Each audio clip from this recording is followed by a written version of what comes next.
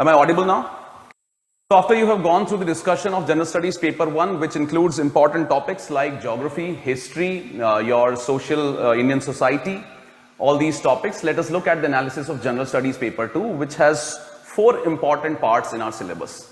First is Polity and Constitution, how the Indian polity functions, what are the important aspects of Indian polity, like judicial review, or let's say how the constitutional morality is working. These all questions were asked this time. Then we have the governance part, how the executive is functioning, what are the policies of the government of India, and what is its impact. Third important part in this paper is social justice, where we deal with the acts and policies related to vulnerable sections and also issues related to education as well as health. And the fourth important part in this paper is international relations. So to start with, we'll look at the relative weightage of all these topics and what was the weightage of all these topics in the mains examination in the General Studies Paper 2. Let us look at all these issues now. So if you look at the weightage of the General Studies Paper 2 or the weightage of different subjects in the General Studies Paper 2, you'll find that polity, governance, social justice and international relations were in line with the past trends, where the weightage has remained more or less same with, you can say, plus minus 5-10 marks. So if you look at the weightage of polity, it had the lion's share, which was around 46%, that is around 115 marks or so. If you look at governance part, the weightage of governance part was around 14%, which is around 35 marks.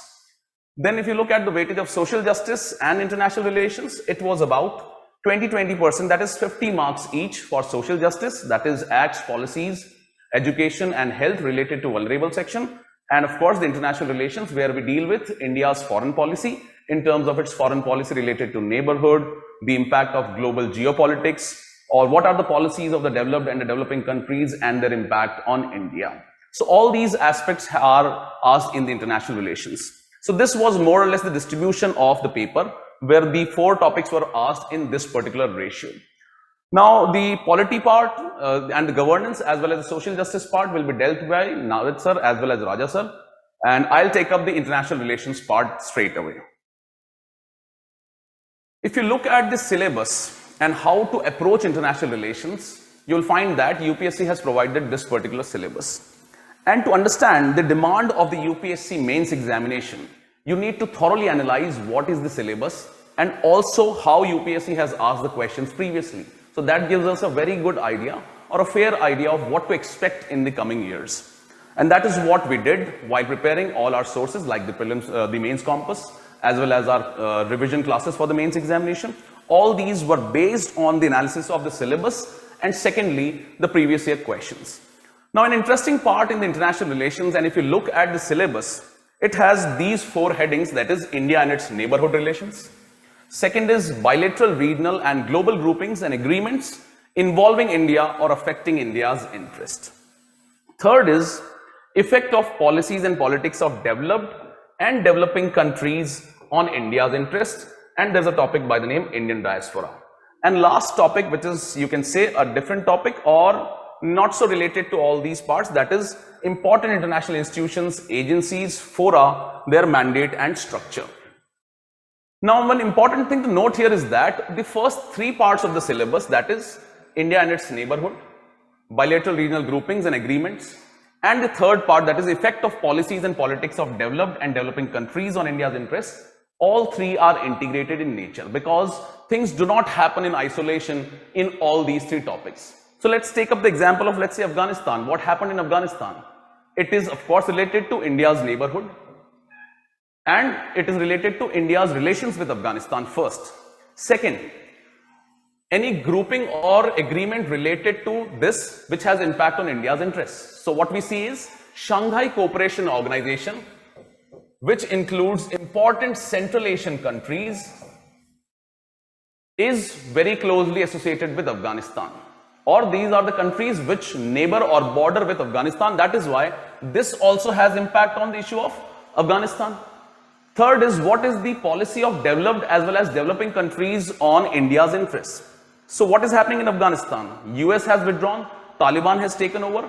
So it was basically the policy of developed countries like US which withdrew from Afghanistan, which had impact on India's neighborhood also. If you look at the what is the approach of China in this regard with related to Afghanistan, so that also tells us that it is also having the impact of developing countries on India's interests. So the case of Afghanistan clearly helps us understand that the topics that we see in international relations are not isolated in nature.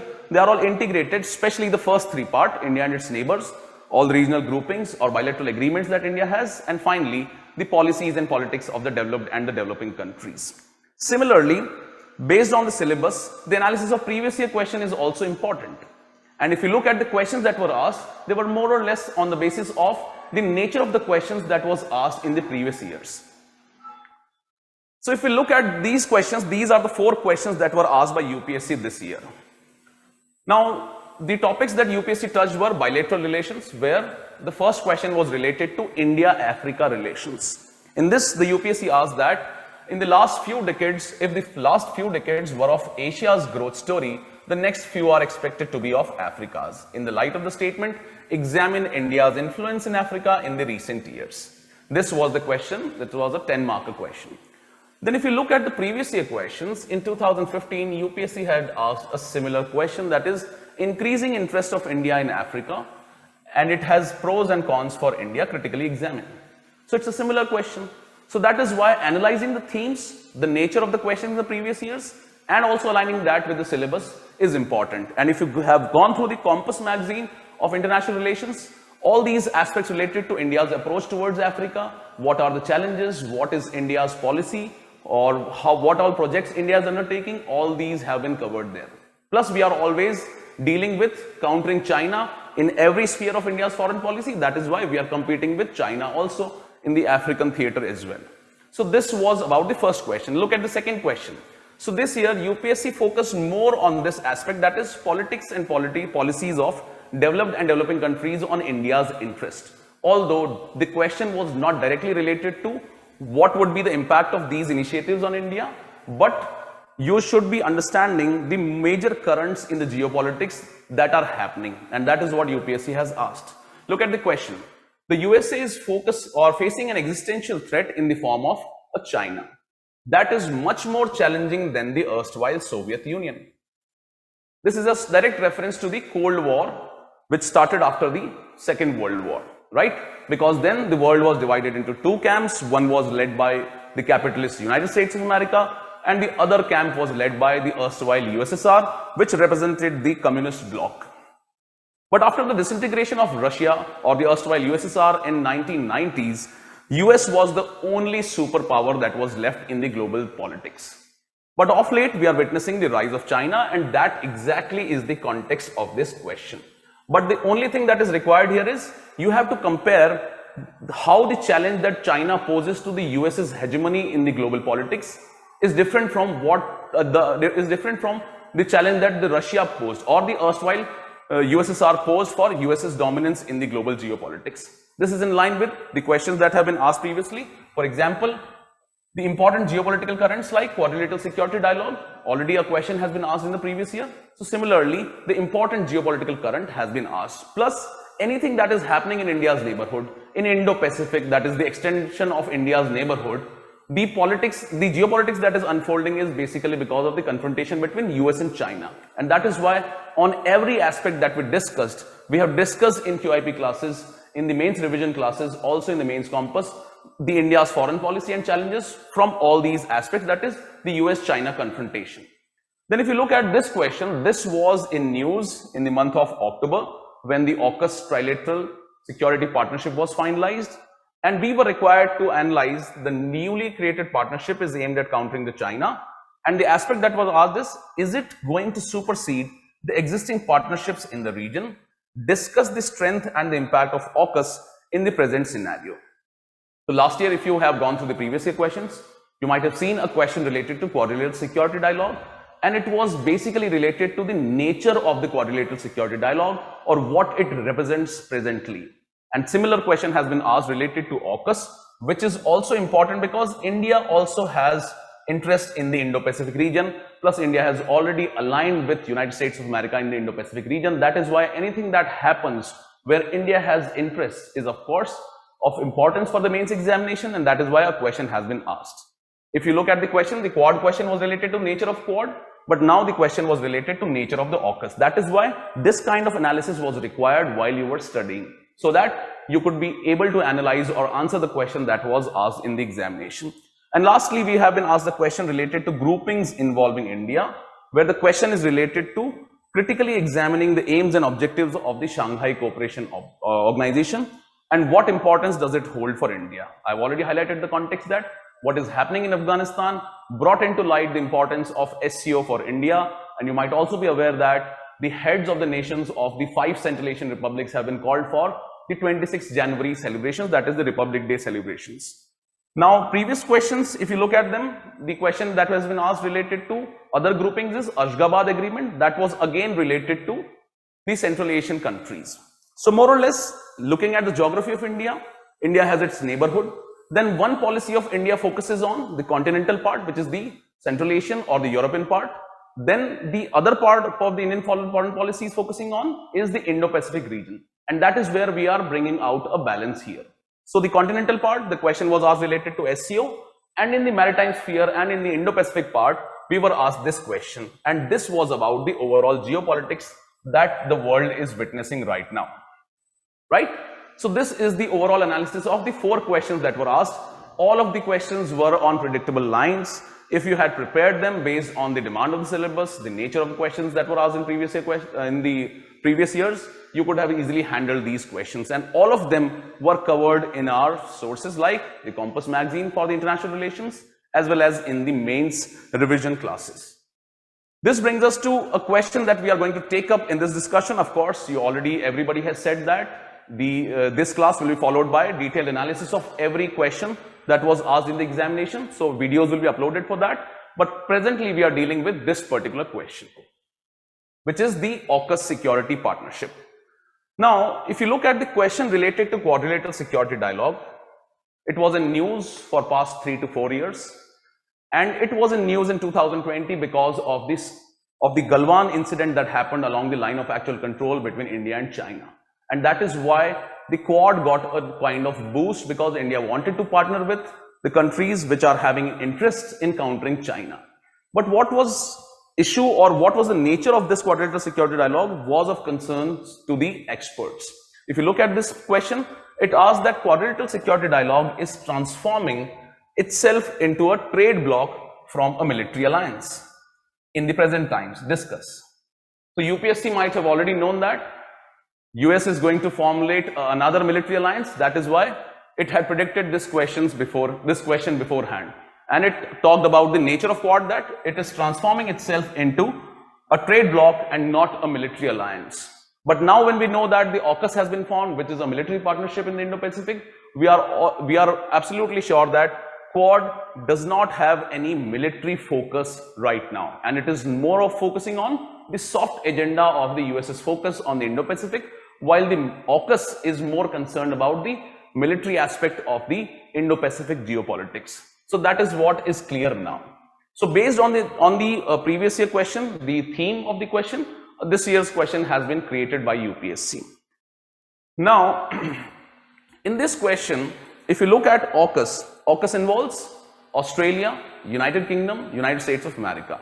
And in this, the most important part of Orcas is that US is transferring critical nuclear submarine technology to Australia, which is a first in the history of US transferring the technology of nuclear submarine to any other country besides UK.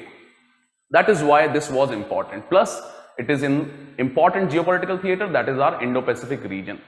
Now, if you look at the analysis that we conducted while discussing the Orcas in the mains revision classes, we had highlighted that there are other existing partnerships also. For example, there are partnerships like Five Eye Coalition, there are partnerships like Quadrilateral Security Dialogue, there are organizations like ASEAN that are operating in the Indo-Pacific region, and exactly there we discussed what would be the impact of Orcas on these existing partnerships or agreements there.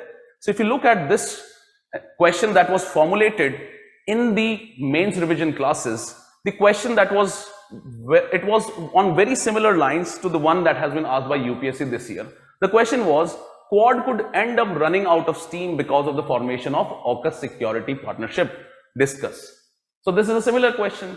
everybody was concerned by the formation of Orcas that it will reduce the influence of quadrilateral security dialogue, which is the key focus for India these days as far as its Indo-Pacific policy is concerned. And that is why we discussed or formulated this question based on our analysis, and a similar question has been asked this year related to Orcas, that is, will it supersede the existing partnerships in the region, and what exactly would be its impact? Then in this part, if you look at the analysis that we conducted, we first compared Orcas with the Quad. And if you have this understanding, you would be able to answer this question that has been asked this year. So if you look at the question, if you look at the Orcas, we all are aware, it is a military alliance. If you look at Quad, Quad is not a military alliance, but it's a partnership which focuses more on diplomatic issues or it focuses on the global issues like climate change, because these are the stated objectives of the Quad, or the areas of focus that the Quad meetings have outlined in the recent times. Then the Orcas specifically deals with the security and the military situation in the Indo-Pacific, while Quad focuses on more generic issues. And Orcas was seen as an important aspect or extension of the global power politics and what was seen during the Cold War. So during Cold War, the focus was on the transatlantic countries. That is, on the one hand we had US, and on the other hand we had Russia or the USSR.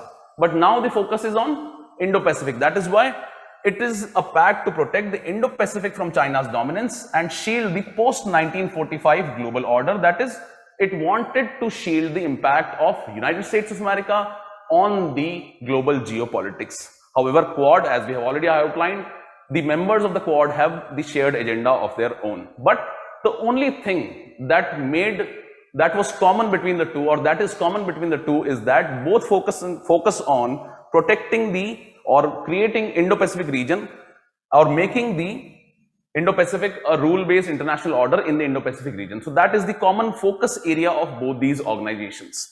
Then the second part, of course, because the demand of the question was that, will it reduce the dominance of quadrilateral security dialogue? So the focus was how Orcas augments Quad. Okay, and the second part of the question would be how it reduces the influence of the Quad. So all these points were discussed there, because if you look at how the Orcas augments Quad, we all are aware that US is the common link between both these groupings. Of course, Australia is there, but US is the most dominant player in both these groupings. And it reassures the countries that are aligning with the United States of America regarding its approach in the Indo-Pacific region. Plus, since we are aware that Quad has never outlined what does it really stand against China or not. But Orcas has stated that it is a military partnership, which clearly shows that it is going to, or what is its clear objective. So Orcas has clearly highlighted that its objective is of creating a military partnership which brings US, UK and Australia. However, Quad has never said that it is anti-China, or Quad has not clearly outlined what would be its focus area. So that is why the Orcas would now act as a, you can say, subsidiary, or you can say that Orcas will be a shot in the arm to the Quad, because Quad indirectly was also focusing on China. Similarly, Orcas is also aimed at countering China, but Orcas is more of a military alliance, and it aims at countering China's aggressiveness in terms of military misadventure by China. That is why Orcas is likely to be a shot in the arm for the larger Indo-Pacific agenda. And we've already seen that the countries that were part of the Quad were reluctant to clearly state their anti-China stance. Then what you see in the part where the Orcas impacts the influence of China, because Orcas has failed to clearly outline its agenda, because the Quad has failed to outline its agenda clearly, the Quad might become merely a deliberative forum. While Orcas, which has a more hard objective of transferring the nuclear submarine technology and countering China's military overtures in the Indo-Pacific region, would be taking the prominence in the global geopolitics. That was the concern that was raised by the experts in this regard, and that was the important aspect that we discussed here. Then finally, while concluding in this part, we talked about how both these groupings would augment each other, because it is not that Orcas will supersede Quad or Quad will supersede Orcas.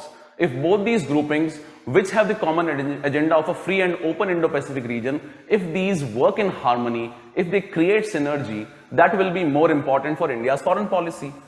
That is why it was outlined by experts that what would be the nature of engagement between AUKUS and Quad should be clearly outlined, and the members of both these groupings should play a key role in outlining what AUKUS and Quad exactly represent, or what would be the future relationship of both of these, rather than seeing that AUKUS is going to supersede or reduce the influence of Quad in any regard. So that is how we covered things here in the mains revision classes. Plus, because it was in news in the current affairs, it was also covered in your QIP classes related to current affairs on similar lines, where we analyze the AUKUS from 3 different perspectives. First perspective was that Quad could end up running out of the steam. We have already seen that. This question was discussed. Second aspect was examine the implications of AUKUS on India's strategic interest in the security architecture that is shaping up in the Indo-Pacific region. Because the part of our syllabus is what would be the impact of policies of developed world on India's interest. That is why we directly dealt with this particular part. That is, what would be its implications on India's interests. That is one part. Third part was because France had to cancel its nuclear submarine deal with Australia, because now US is going to transfer this technology to Australia. France was not so happy because of the formation of AUKUS, and because of this it created a kind of opportunity for India and France. That is why we analyze it from a third perspective. That is, formation of AUKUS creates opportunity for India and France to collaborate in the Indo-Pacific discuss. So based on our understanding, we created these 3 questions, and you can see a similar question was asked related to the AUKUS, like a question related to the first question that we created in the class has been asked in this year's mains examination. Similar was the discussion related to this question in the current affairs classes also, where we discussed what is the comparison between the two. We discussed how AUKUS impacts the influence of Quad, and then we discussed how AUKUS augments Quad, and finally a way forward in this regard. Plus, not to say it was covered in all other sources like the Focus magazine of October when it was in news, then it was also covered in your mains compass. This brings us to the question that was asked this year, and let's create an answer for this particular question. Now, we all are aware of the points, the issues, what is AUKUS, what would be its impact, or we have already analyzed these things. But in mains examination, structuring your answer becomes really, really important. And in this part, if you look at this question closely, it has 4 major parts. First is it going to supersede the existing partnership? This is the first part. Second part, discuss the strength. Third, impact. Impact can be both positive as well as negative impact. So this will be the third part. And finally, the negative part, negative impact, that will be the fourth part. So you break the question into parts, and that will make it easy for the examiner to understand that you have analyzed the question or met the demand of the question properly. This is the main thing that you do in your answer writing practice. Okay, so and first thing is understanding what is the content. That is the most important part that we are doing through different sources. Then you also need to practice these questions, so that if any question is asked in a different format, you will have to alter that content according to the need of the question. It is not that you can write the answer which we have already discussed in the mains revision classes. Although we will pick up points from that discussion, or we will pick up points from the mains compass, but we will have to structure this answer meeting the demand of the requirement of the question that you see on your screen. So what could be a possible structure? First, in the first line, what we will do is we will define what is AUKUS, what is its key feature. Then there are other parts. First part is implications for other partnerships. We have already seen which are the partnerships. Five Eye Coalition, the Quadrilateral Security Dialogue, ASEAN grouping, all these things are existing here. So what will be its impact?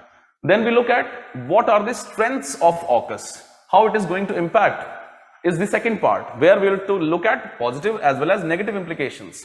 And finally, because the syllabus mentions that impact of these policies on India's interests, so in the conclusion part, we will also incorporate what would be its possible implications for India's foreign policy. That will make our answer complete, that will make our answer attractive and easy for the examiner to understand.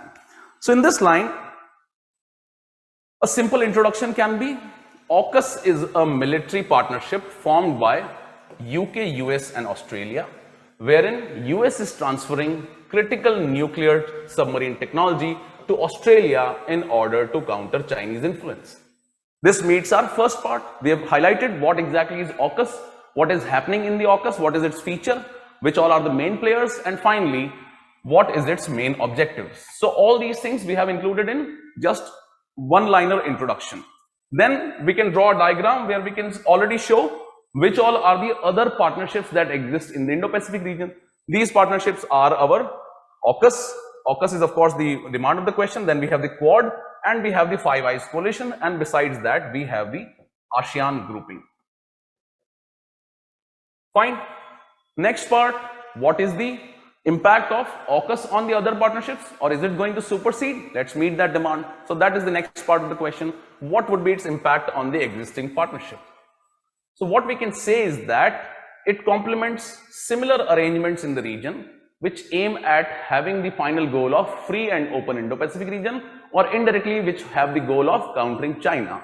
So it complements the similar arrangements in the region, including the Five Eyes intelligence network, the ASEAN as well as the Quad. ASEAN does not have any interest, or ASEAN has not explicitly mentioned that it is going to counter China. That is why ASEAN is a bit different, but the other, that is the Five Eyes coalition, the Quadrilateral Security Dialogue and AUKUS, are seen by experts and all the foreign policy analysts to be having the same focus of countering China. But what argument would you put to say that is it going to supersede or not going to supersede? So we'll have to act diplomatically, because the paper is related to diplomacy only.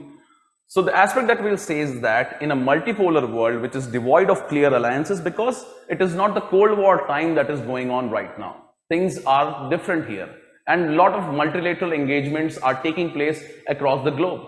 And that is why in a world where clear alliances are not there, the multilateral engagements are happening right now. And that is why the multilateral engagements like AUKUS does not necessarily overshadow the existing partnerships like Quad, because of the common agenda of free and open Indo-Pacific region as well as ASEAN centrality. Because the Quad has outlined that ASEAN is central to the Indo-Pacific policy.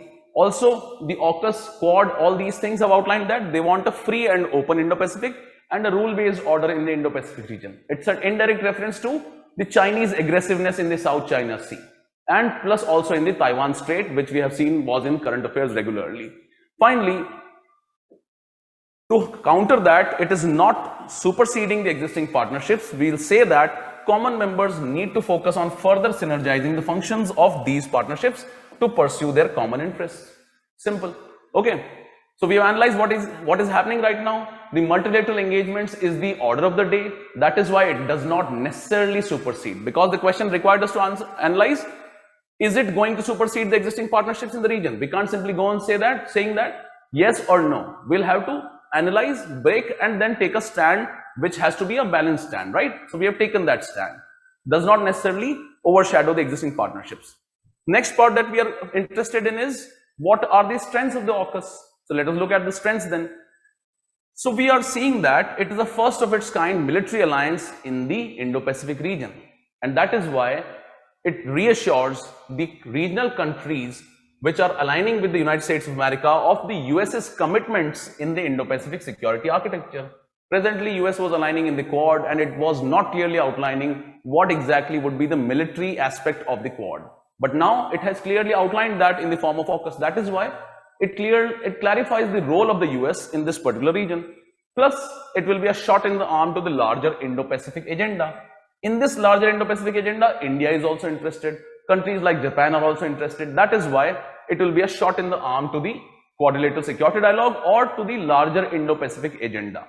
Finally, it fills the vacuum that was created by the reluctance of the Quad to be seen as anti-China military alliance. This gap is filled by the AUKUS. So these are some of the strengths of the AUKUS, which has filled the gap that existed in terms of handling of the Indo-Pacific region. Then let us look at what would be its positive impact. Positive impact will of course be augmenting the aim of the Quad in countering the Chinese ambitions. Secondly, it will be useful if there is any military provocation by China. So it will be useful in responding to any military provocation by China. Then it also clarifies the role of big powers in the Indo-Pacific region, because US has clarified that it is going to form a military partnership.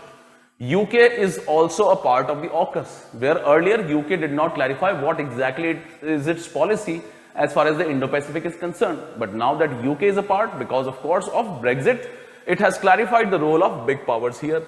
This is the positive impact.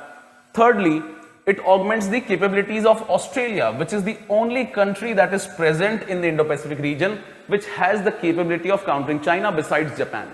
So because Australia is taking a primacy because of the, of course, the transfer of technology by the United States of America and alignment with UK, it augments the defense capabilities of Australia in countering China.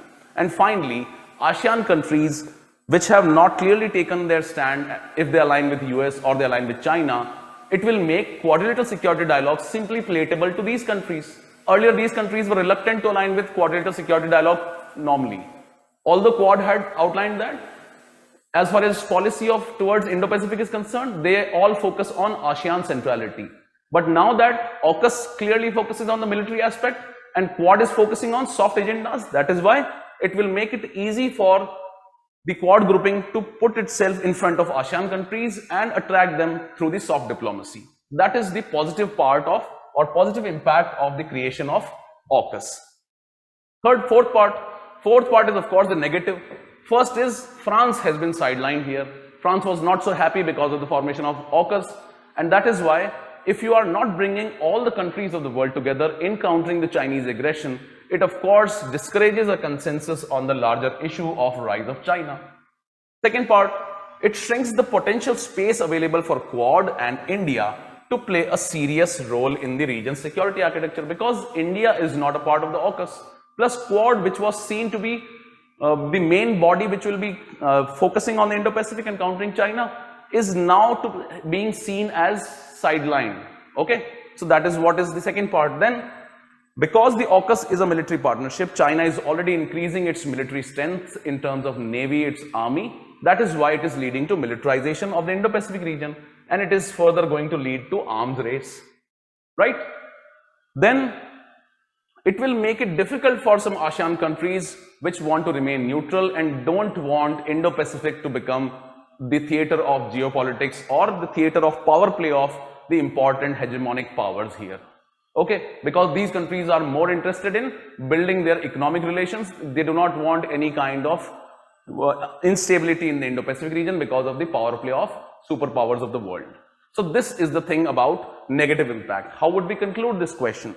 In this conclusion part, you can say that I've already highlighted, we should also highlight about what role will India play. We all are aware India has the policy of strategic autonomy, where India does not want to become a part of any military alliance. India was not a part of any alliance even during the Cold War through the non-alignment movement or the non-aligned policy. And the natural extension of that non-aligned policy is the policy of strategic autonomy that India follows right now.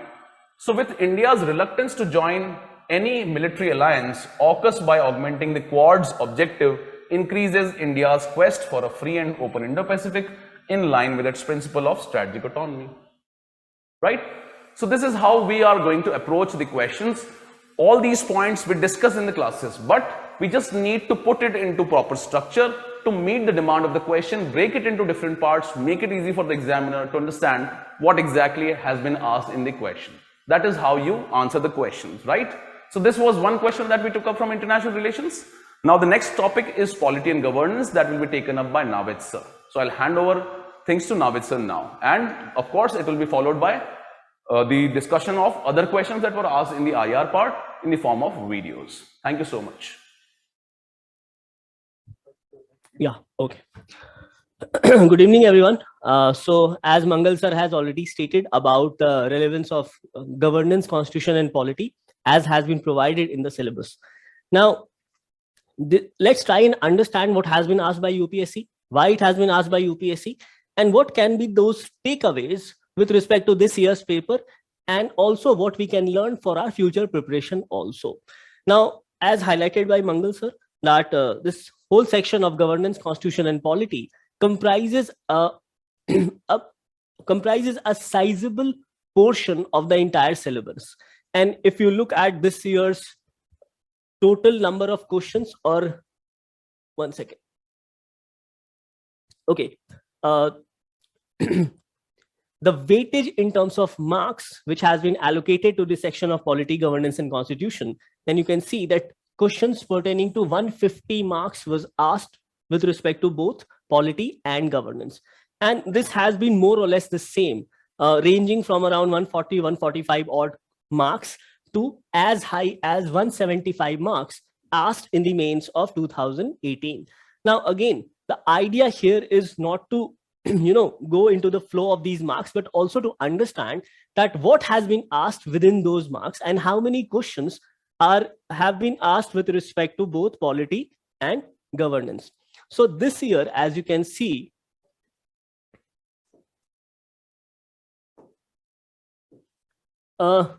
governance part pertains to 23%. So 23% of the questions was asked from the section of governance, and overall 3 questions were 35 marks was asked from the section of governance alone.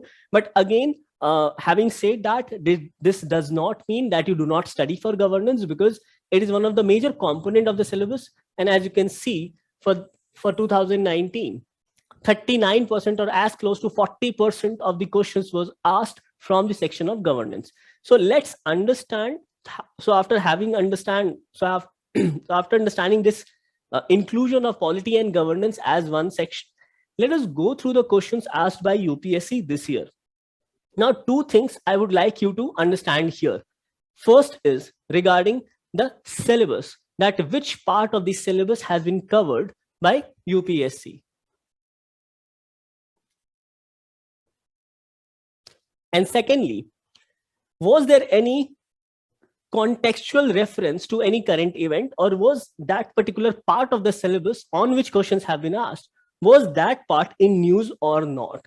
So based on this understanding, let's take up the questions which has been asked by UPSC this year.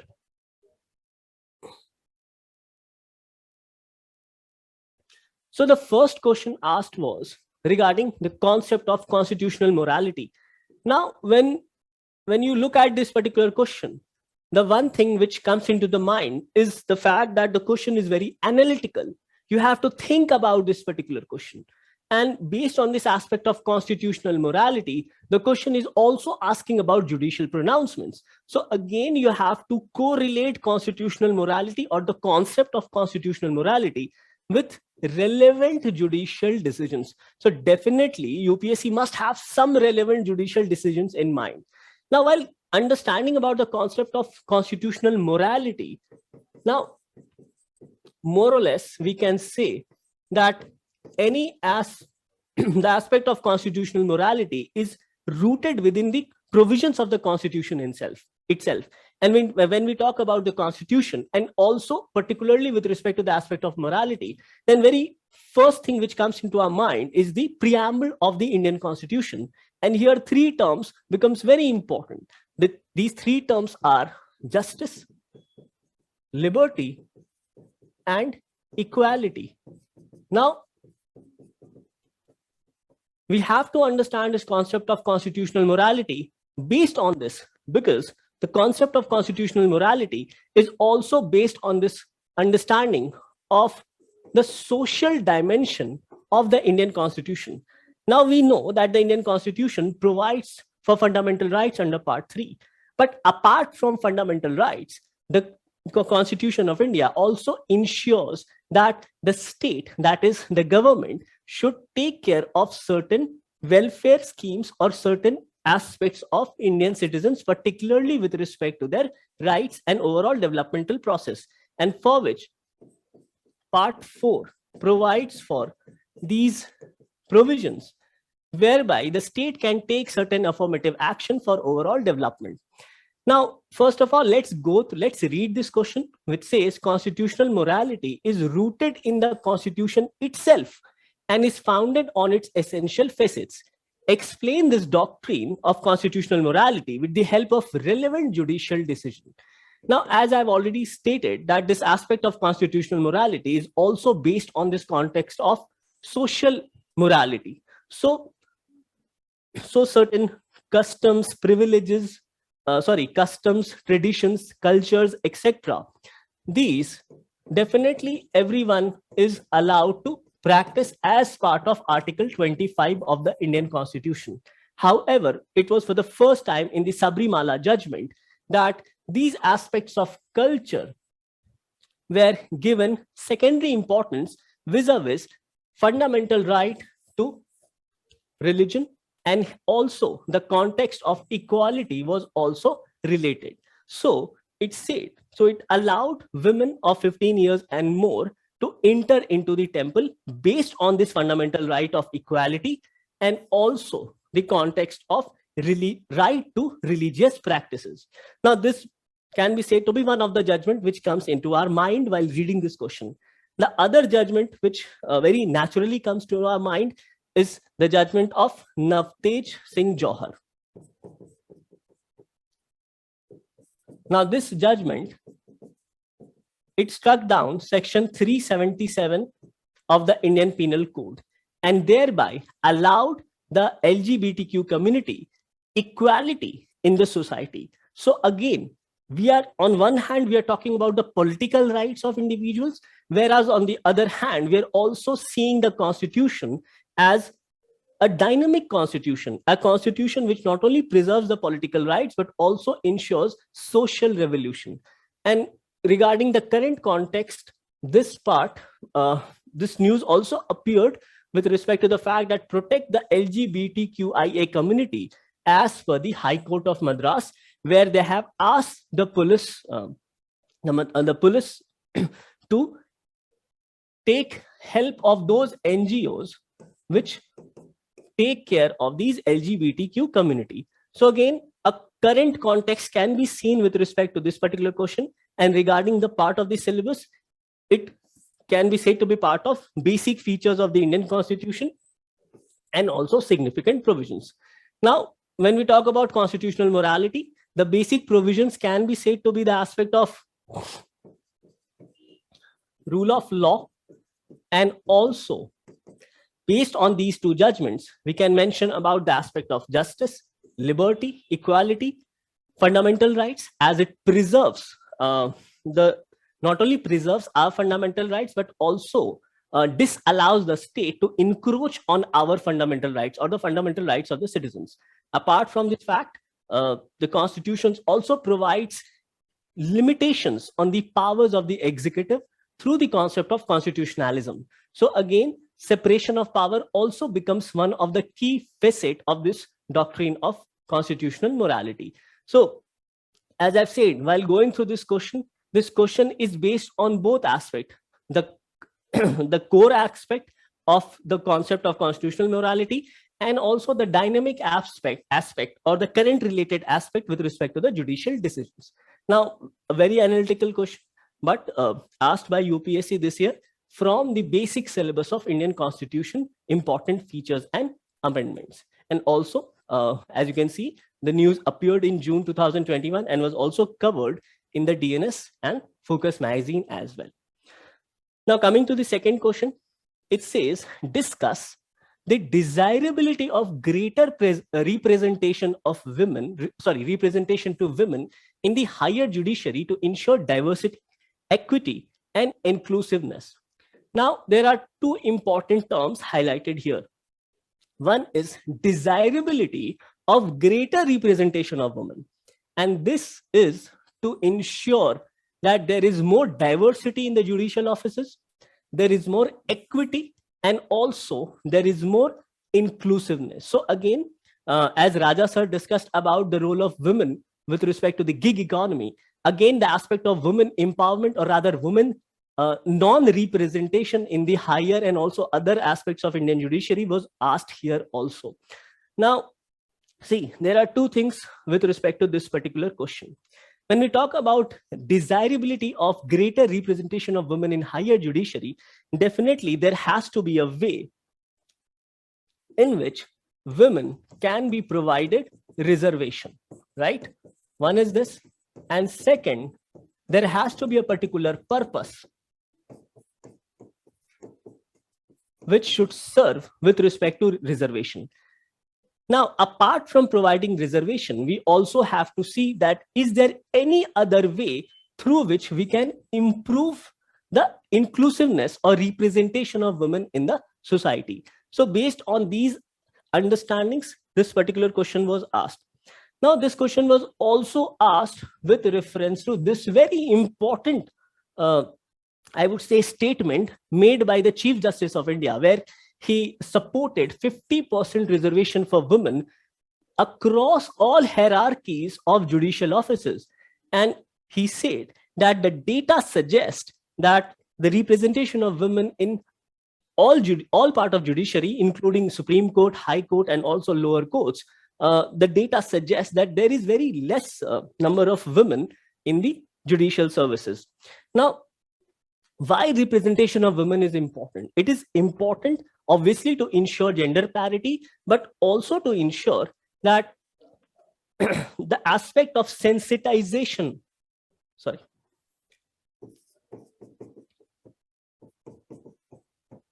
especially in judicial decisions, especially with respect to the rights of women, cases, for example, cases of domestic violence, cases of sexual violence, etc. And also overall infrastructure of the courts. Right. So this sensitization is important, as this will also lead or encourage women to participate more in litigation. And this is what has been exactly suggested by the Chief Justice of India. He has said that rather he has encouraged women to take up more litigation, that is practice law in the courts, so that the court environment becomes more women friendly. There are more toilets for women. There are more facilities where they can take care of the children or the small child. So this whole idea of sensitization also becomes an important aspect, because of which this particular question was asked. Now, regarding the part of the syllabus, structure, organization, and functioning of the executive and the judiciary, and appointment to various constitutional posts. Now, based on this very important statement passed by Indian Chief Justice of India, this particular question was asked by UPSC. So we can say that this question has a relevance both from the perspective of our basic part of the syllabus, along with a underlying reference from what has been stated by Chief Justice of India. Now, coming to question number 3.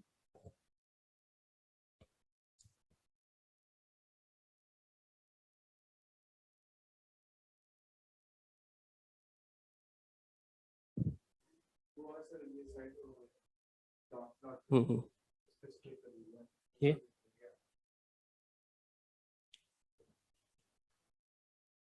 Okay. Now, this question is with respect to the 14th Finance Commission recommendation. Now, if the 14th Finance Commission in its report increased the sizable the percentage of divisible pool of taxes for the states. Now, despite this increase for the states in terms of sharing of revenue, still you have come across in the newspapers that states are not happy, especially pertaining to the GST cess, and also with respect to other cess, because these cess, as part of the constitutional provisions, particularly Article 272, these cess cannot be shared with the states, right? These cess, which is collected by the center, gets appropriated or is taken by the center alone, and states have no right on such cess.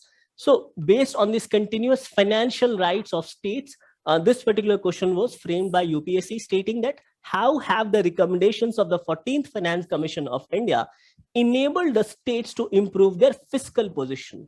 So basically, has it allowed the state, that is increase in divisible pool of taxes, has this increase allowed the state to improve their fiscal position, or still there are certain lacunas in this? Now, regarding the part of the syllabus, this can be said to be a direct question from the basic core part of the syllabus regarding appointments to various constitutional posts and also institutions. So here we can see a question directly with respect to the report of Finance Commission. Now, I think in 2018, a question was asked with respect to the terms of reference of 15th Finance Commission.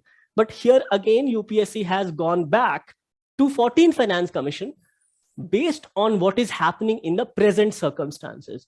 So this present context cannot be removed away when we analyze and understand this particular question asked by UPSC, especially in GS paper 2. Okay, from here, let's move to question number 4. As you can see, number of questions have been asked in this section of GS paper 2. So this question says, To what extent, in your view, the parliament is able to ensure accountability of the executive in India? Now, as Vaibhav sir has said regarding legislative council, that some of your information from prelims preparation can be used in your mains examination. Same thing applies here also. Now, we have seen in the prelims examination question asking with respect to, how can parliament ensure accountability of the executive? Options generally given are like question R, 0R, no confidence motion, etc. Now, all these things becomes applicable here also, along with various committees of the parliament, such as department related standing committee, public various financial committees such as public accounts committee, estimates committee, or committee on public undertakings, and other committees. So this question can be directly said to be again from the basic part of the syllabus, but there can be a passing reference can again be taken from this part, that sessions after sessions have been washed out and the productivity of parliament has declined. So the point here is that when parliament does not function, then the executive is not held responsible, because of lack of functioning of the parliament, there is no question hour. Most of the bills are not debated in the parliament, and maximum time what happens is that most of these bills are not only not debated, but they're also not sent to some of these standing committees or other committees of the parliament. So scrutiny of bills does not take place, or there is less scrutiny of bills through these parliamentary committees. So these can be said to be some of the impact of a washout of a particular session of parliament or even state assemblies. I think few days back another article appeared in the Hindu newspaper regarding that how even state assemblies, the situation is more or less the same. There is very less or decreasing productivity of these state assemblies. And in this regard, the Vice President of India, as a part of 15-point agenda of parliamentary reforms, has suggested to improve especially this aspect by making attendance compulsory. So based on this, the question can be said to be very simple regarding the parliamentary control over the executive. Now, this part of the syllabus includes parliaments and state legislature, structure, functioning, and conduct of business, etc. So again, as you can see, a direct question from a part of your syllabus. Now coming to question number 5. Now this question can be said to be part of governance. So it says pressure groups play a vital role in influencing public policy making in India. So with reference to this pressure group, explain how the business associations such as FICCI, Federation of Indian Chamber of Commerce, and other institutions contribute to public policies.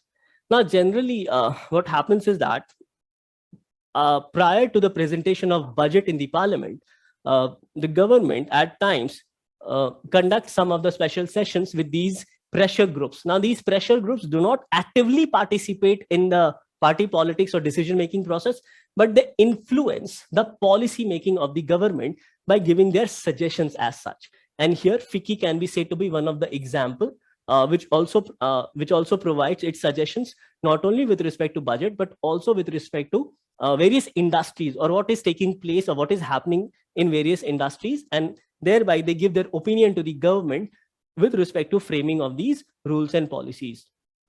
Now, as you can see, this is again a very direct question taken from the part of your syllabus, which says development processes and the development industry, especially role of various groups and association, including pressure groups. So again, a very direct question on pressure group, which is UPSC generally keeps on asking questions on NGOs, SHGs, and even pressure groups every more or less alternate year. But this year, the questions have been asked on NGOs and also the SHGs pertaining to the microfinance aspect. So from pressure group, the next question is, can the vicious cycle of gender inequality, poverty, and malnutrition be broken through microfinancing of women SHGs?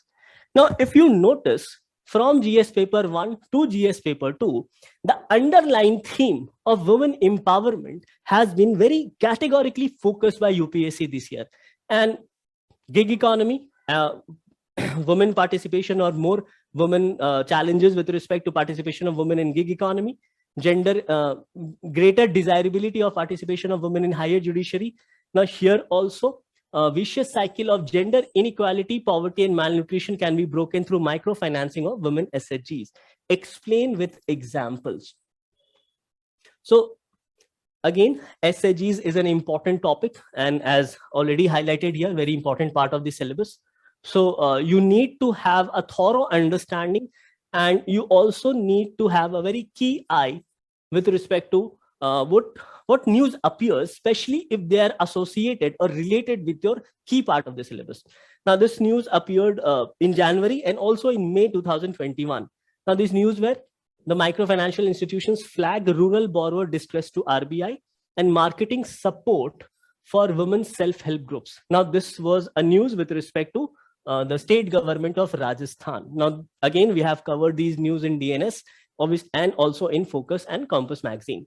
So the point I'm trying to highlight here is that there is we can say that there is a very nature of predictability with respect to UPSC, especially from the section of governance, where questions are more or less repeatedly asked on NGOs, SHGs, pressure groups, citizen charters, or certain aspect of civil services reforms or police reforms. Now, this year, questions on these reforms are not asked, but questions on NGOs, SHGs, and pressure groups have been asked here so far. So these are some of the questions from the 10-marker question. Now, let's move to the 15-marker question. The first question asked from the 15-marker question is again from a very contextual news which appeared, contextual topic which has been appearing in the news recently. Now, as you can see, in October 2021, this news appeared that Bengal cannot bar CBI, Center tells Supreme Court. Now, you know that Central Bureau of Investigation has been constituted under the Delhi Special Police Act of 1946. And under this, Section 6 of this DPSC Act allows state to prohibit consent to CBI. That is, they can bar, they can disallow CBI not to come to the state, especially with respect to any investigation. And based on this, UPSC has chosen this aspect of Section 6 of this particular provision, which empowers CBI and also empowers the state to prohibit CBI to explore the federal relation between, or the impact of federal relation between center and states. Now, of late, we have noticed a lot of friction between center and states, especially with respect to functioning of CBI. So the question says, jurisdiction of the Central Bureau of Investigation regarding lodging an FIR and conducting probe within a particular state is being questioned by various states. Now, CBI is not a statutory body. So there is also a certain section of the society also, or rather one of the major concerns regarding CBI is to make it a statutory body.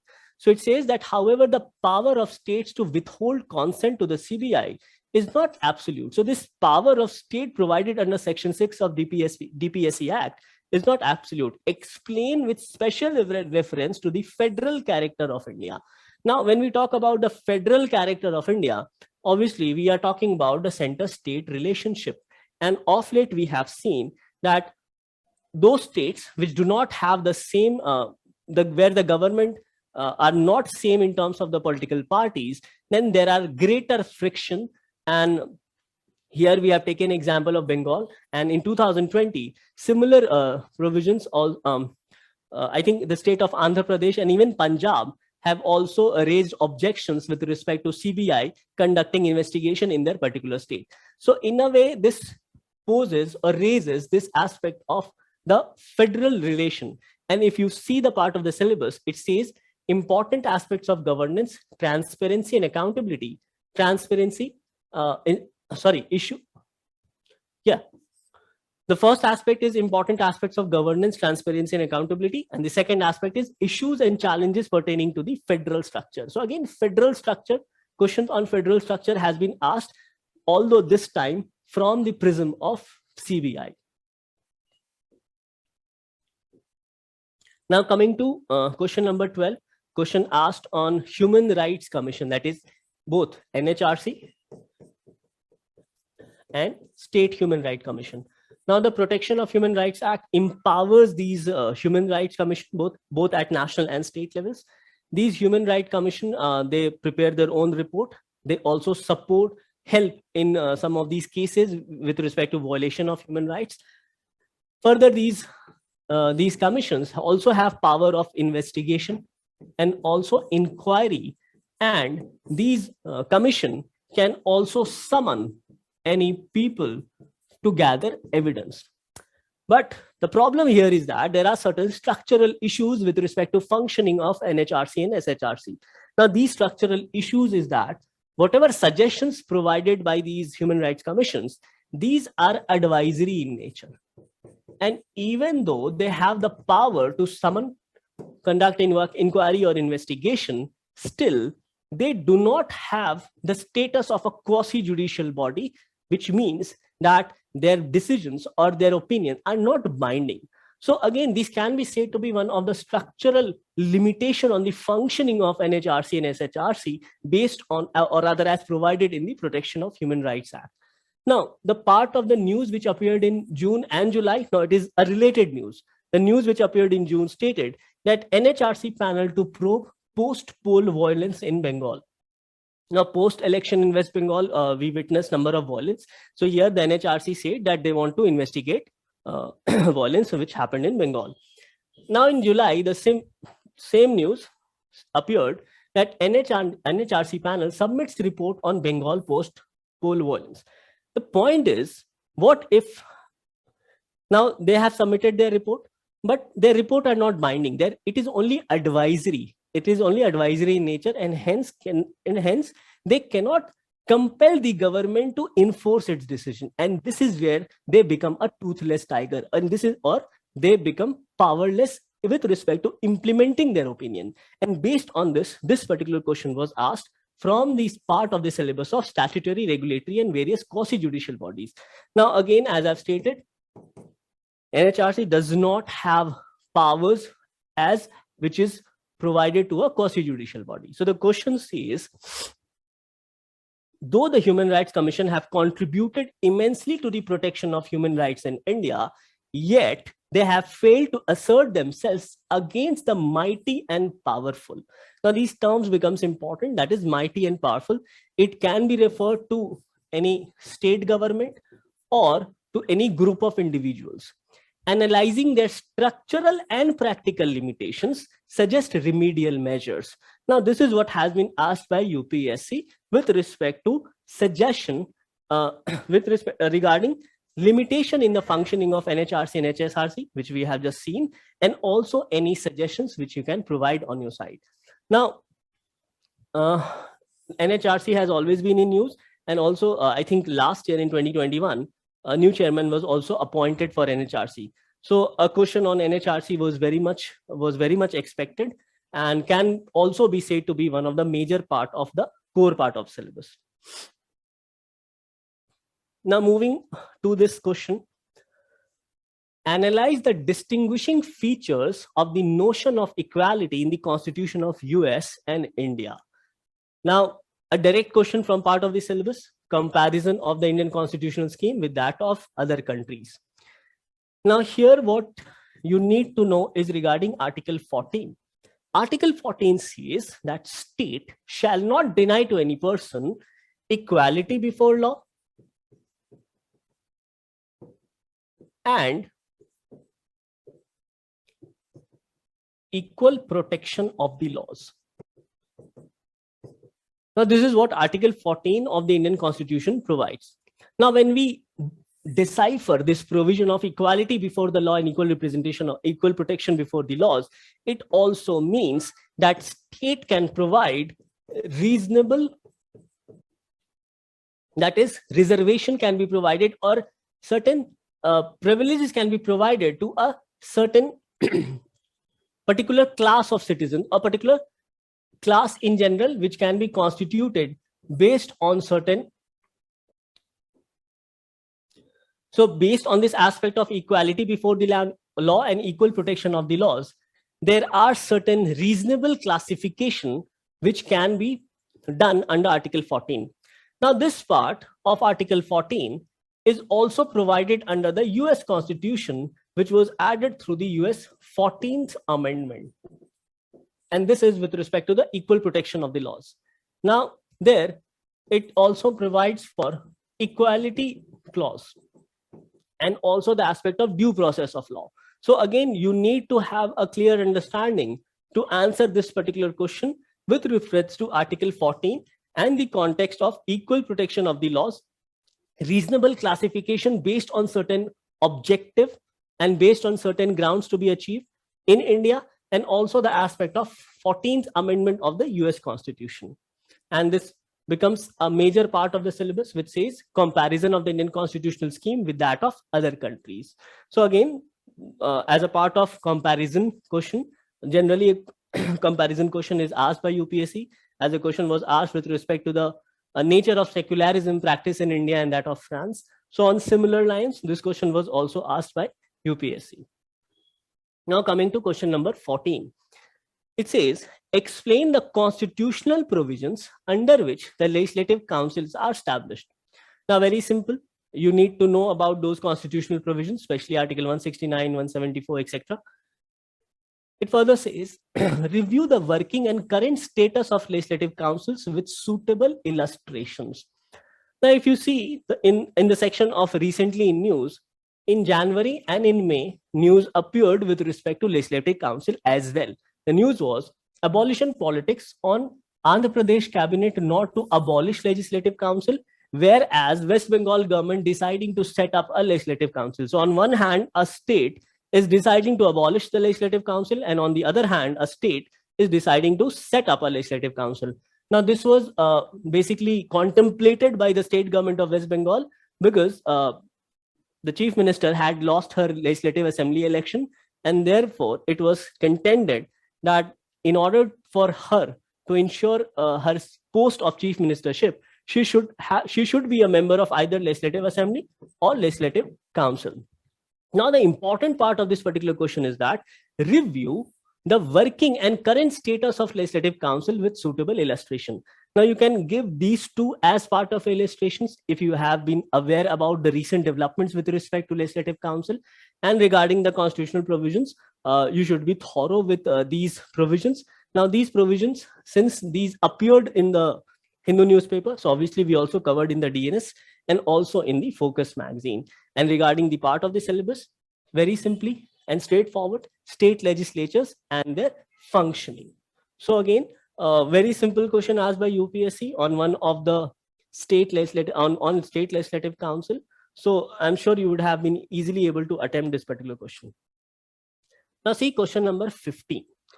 It says do department related parliamentary standing committees keep the administration on its toes and inspire reverence for parliamentary control? Evaluate the working of such committees with, again, suitable examples.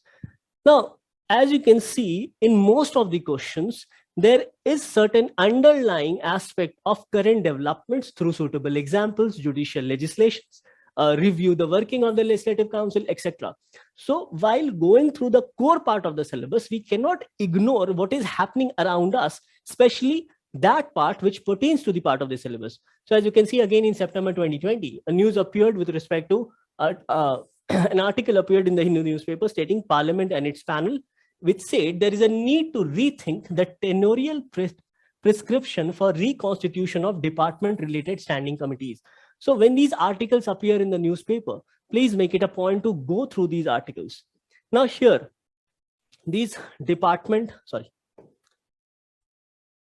related parliamentary standing committees,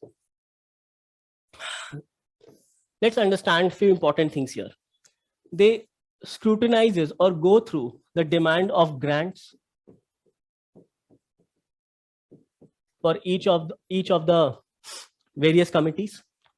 Now, there are total 24 department-related parliamentary standing committees, of which 8 functions under Raj Sabha and 16 functions under Lok Sabha. So they scrutinizes the demand of grants for these departments. They go through the various bills of various ministries and departments. They go through the annual reports of these various ministries and departments. And they also go through some of the long-term reports or the long-term policy appraisal for various departments or ministries. Now, very recently, I think in 2019 or 2020, Indian Vice President Shri Venkaiah Naidu has suggested certain important parliamentary reforms.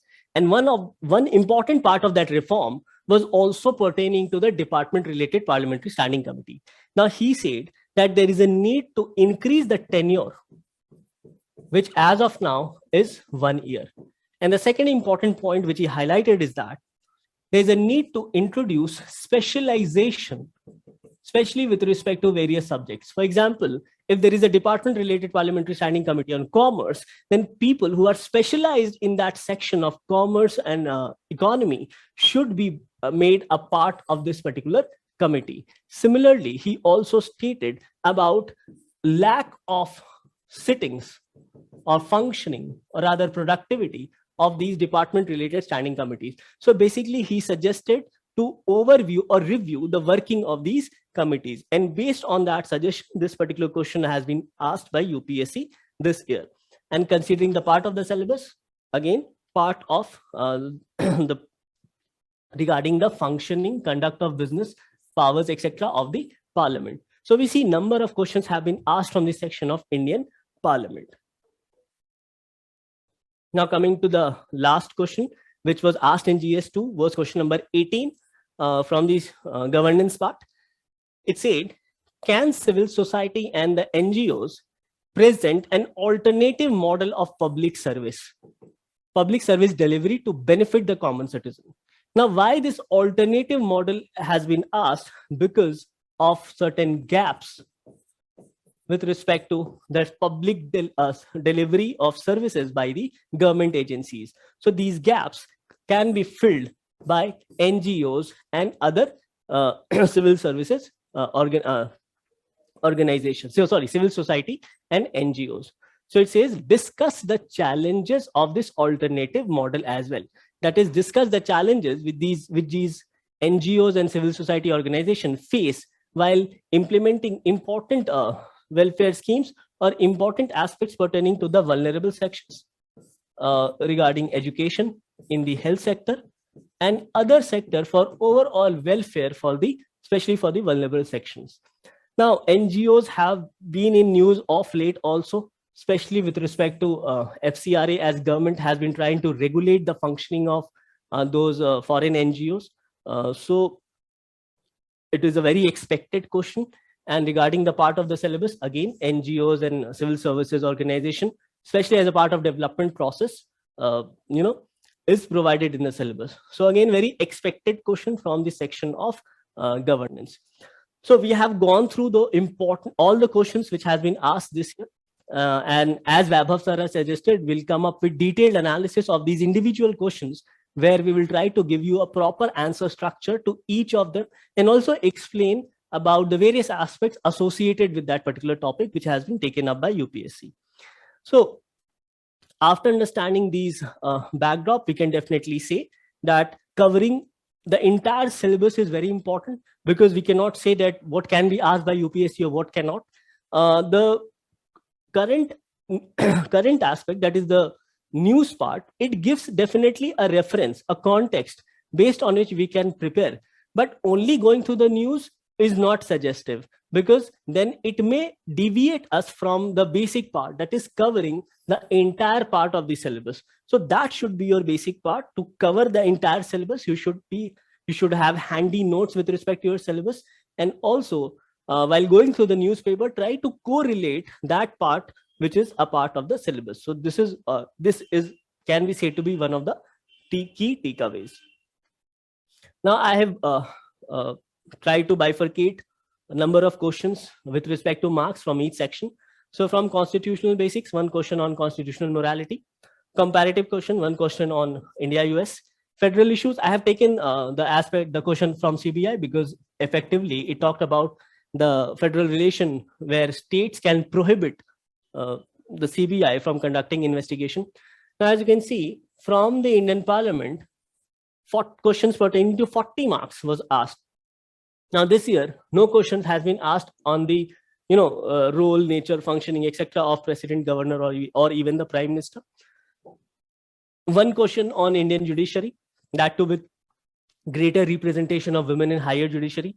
No question this time on from the section of election. So again, a question from the section of election can be expected next year. Institutions, 2 questions have been asked here, SHGs and pressure groups, etc. And from the governance, questions were 35 marks has been asked. Sorry, regarding institutions, NHRC and one other institution has been asked. So this can be said to be the overall distribution of questions from various sections of polity and governance.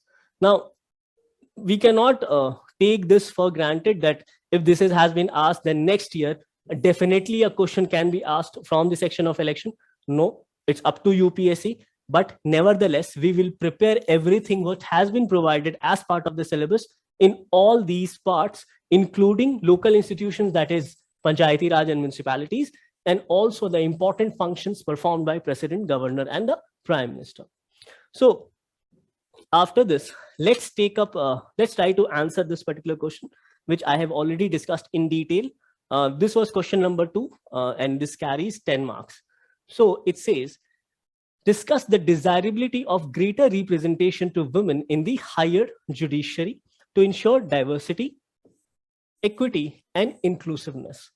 Now, here you need to understand that why there is a need for greater inclusiveness. And here again, there has to be certain data which suggests that women representation is less. Opportunities for women are less to enter the legal field, and the limited number of women which are there in the judicial field, for them it is very difficult to conduct their day-to-day business or to function because of lack of infrastructure support. Now, because of these can be said to be some of the aspects which can be covered as a part of this question. Now, regarding opportunity, it can be provided when a woman or a girl is pursuing the law degree. So here, either you can provide reservation or you can provide economic assistance. This can be done either through a central government scheme or state-specific scheme. When that women enter into the judicial field, then how are they? Is there a uniform process? And when I talk about uniform process, the process must be uniform for lower judiciary and also for higher judiciary. Third, what if we can provide reservation, because increasing their representation through reservation is one of the easiest way. But how do we ensure that providing reservation will actually help the vulnerable sections? So we have to ensure that the reservation is provided in a way to ensure that the vulnerable sections of the population, especially the scheduled caste, women from scheduled caste and scheduled tribes, are given more opportunity in the judicial offices.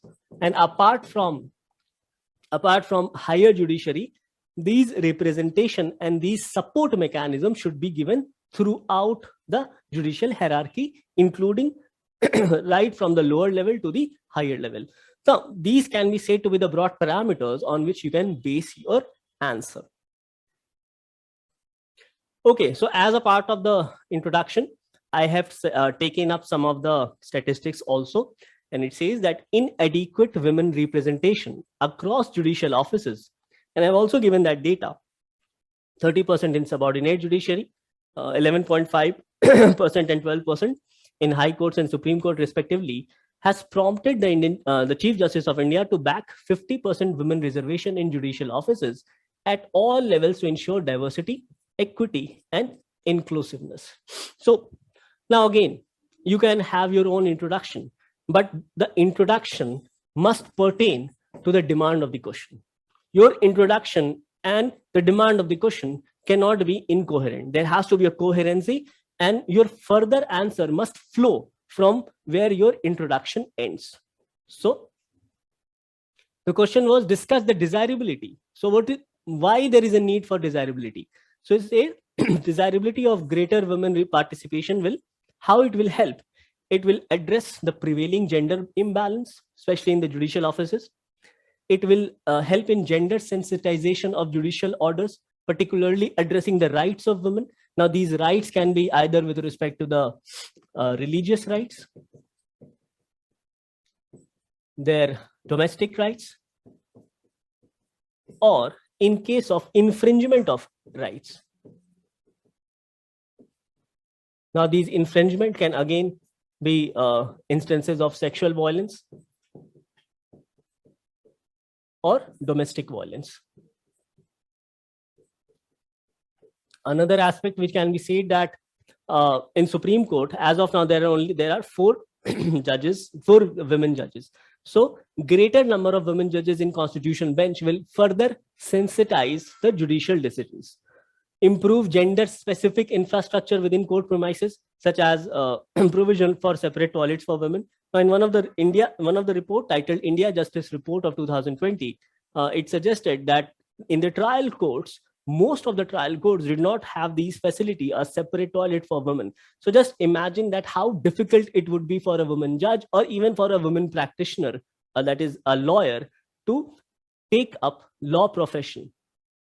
Further, another social infrastructure can be providing space or separate rooms to take care of children, especially for the women judges.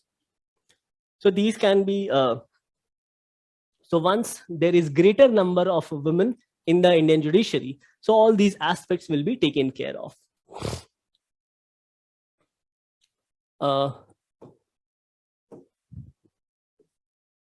It further says impact, that how it will impact, how these decisions will impact, how greater representation of women will impact overall area. It says that it will ensure women empowerment in the judicial arena, encourage women to pursue law as a career choice, and it will also help to improve the ratio of women law graduates and women judges in India. So these can be said to be some of the impact for if actions or if decisions are taken on behalf of the government to increase greater women participation in judiciary. However, there are certain concerns also. Appointments for higher judiciary are not uniform across India. Now we know that the judges for High Court are selected by a set of collegium, and even for Supreme Court, they are selected, appointed by the collegium. But as of now, there is no such appointment process. For example, All India Judicial Service, as of now, there is no such service for appointment process. So again, these appointment to high courts are done either by the Supreme Court collegium or the women advocates. They are selected through their bar council. So now another concern is that reservation must meet the goal of social justice. Now again, this aspect of social justice is important, as I've stated, that if we are providing reservation, then we must ensure that these reservation helps women, especially from the vulnerable sections. And lastly, as a part of the suggestion, you can say that women reservation bill, which was lapsed, needs to be reintroduced, providing reservation to women across judicial offices. provide economic assistance to women in pursuing law degree, because if greater number of women will pursue law degree, then there will be greater chances of women coming being appointed to the higher judiciary. And promoting women advocates in state bar councils. So further, providing reservation for women in all India judicial services, and for that all India judicial services needs to be constituted. So these can be said to be again as part of the suggestion with respect to this particular question.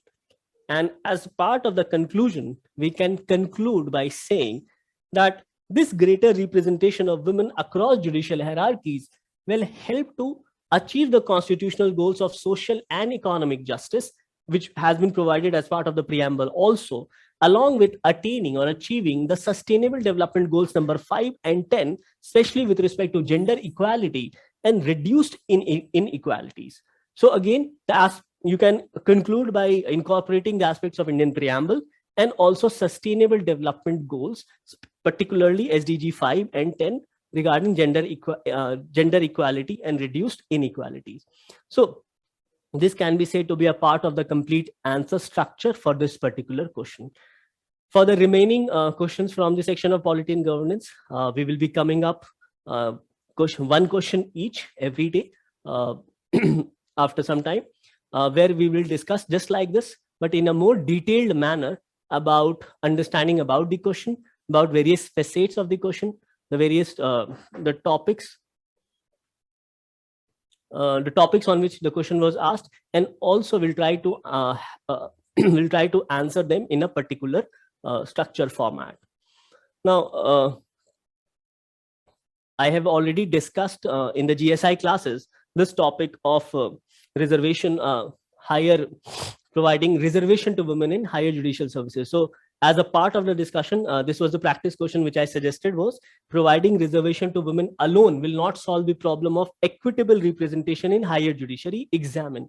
And almost on similar lines, question has been asked by UPSC also. Further, here again, we discussed the merits and demerits. And in the revision classes of the QIP, I also discussed about NGOs, pressure groups, and SAGs. Now, I have highlighted this because governance, as I've stated, is an important part. So don't miss out on governance and make proper notes with respect to these topics of NGOs, pressure groups, SAGs, along with citizen charter, and also social audit. Now, although social audit has been asked in GS paper 4, but again, social audit becomes an important part of governance also. Now, as you can see, the question which we discussed in the revision classes of QIP was that, what do you understand by social audit? Highlight the advantages and challenges associated with institutionalizing social audit mechanism in India. Now, Faizan sir will discuss in detail about the aspect of social audit. However, with respect to NGOs, what we discussed was that in the context of transformation of government's role from regulator to facilitator, highlight the significance of NGOs and SAGs in enabling development. So again, understanding the role, what alternative they can suggest was also discussed as part of role played by SAGs in India in the revision classes. So this is from the section of polity and governance. I hope it would help you in understanding what was asked by UPSC, why those questions were selected by UPSC, and it will also give you a sort of a future roadmap as to how to prepare. Focus on the core part of the syllabus and try to go through some of those news which can be associated with that part of the syllabus. So from here, I'll give it to Raja sir. He will discuss about the aspect of social justice, which is another very key important subject for GS paper 2. Okay. So continuing the GS paper 2 discussion, after Mangal sir and Navid sir, let me take the analysis of social justice question in the GS2 paper briefly. Okay. First of all, as usual, let us understand the weightage of social justice questions in the GS paper 2. So before understanding the weightage of this section, by social justice, what I meant is this syllabus portion. Welfare schemes for the vulnerable sections of the population by the center and states, and the performance of these schemes, mechanisms, laws, institutions, and bodies constituted for the protection and betterment of these vulnerable sections. There have been a lot of questions in the previous years on this topic. issues relating to the development and management of social sectors or services relating to health, education, and human resources, and issues related to poverty and hunger. Okay, this is briefly the syllabus of social justice. Now let us look at the weightage.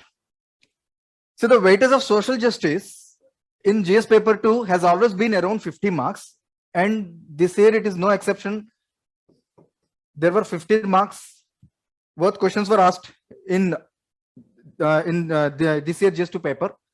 So as such, though it is 15 marks, though weightage is about 50 marks, it plays a very key role in deciding your score in GS paper 2 is because it is a challenging task to reach triple digit number in GS paper 2. The reason is most of the people find it difficult to answer social justice questions. It might be due to misunderstanding of the trend of the questions or lack of awareness of the syllabus. Most of the students do not understand the syllabus of GS paper 2 properly. Okay, let us look at the questions first. What kind of questions were asked? See, there are 4 questions, 2 10 markers and 2 15 markers. So the first question, which is the 6th question in the paper, GS paper 2, besides being a moral imperative of welfare state, primary health structure is a necessary precondition for sustainable development. Analyze. See, primary health structure is a question from health topic of syllabus, social justice syllabus. Okay, and in fact, this is not the first time a question on primary healthcare has been asked. There were twice this question has already been asked. See, in 2018, there is a question: appropriate local community level healthcare interventions is a prerequisite to achieve health for all in India. Similarly, in 2016, there was another question. Professor Amartya Sen has advocated important reforms in the realm of primary education and primary healthcare. What are your suggestions to improve their status and performance? So, in the last 5 years or 6 years, this question has been repeated thrice. Okay, so the reason is primary healthcare is a very important issue even now. Okay, though it is a static topic, it is currently in use because of lot of issues, because of its importance of primary healthcare. That India is facing primary healthcare issues. Lack of adequate emphasis on primary healthcare has led to the burden on secondary and tertiary care. Okay, and that is the reason why in the last 6 years or 7 years, government has started emphasizing on primary healthcare sector again. Okay, so if you see if you take out some schemes in the last 5 years, Ayushman Bharat has 2 components. One is health and wellness center, and the other is Pradhan Mantri Jan Arogya Yojana.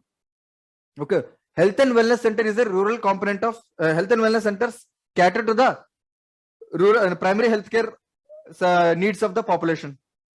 Okay, in the same way, you can take the example of recent scheme that was announced in the recent budget, that was Pradhan Mantri Atmanirbhar Swasth Bharat Yojana. Even it involves improving the infrastructure of both rural, primary, secondary and tertiary care healthcare sector. Okay, or else you can take the recent scheme announced by the Prime Minister, Ayushman Bharat Digital Health Mission. Even in the important component of this digital health mission is maintaining of registry of all the health professionals, including ANMs and nurses. So this will help in weeding out the quacks, which is a major issue for primary healthcare sector.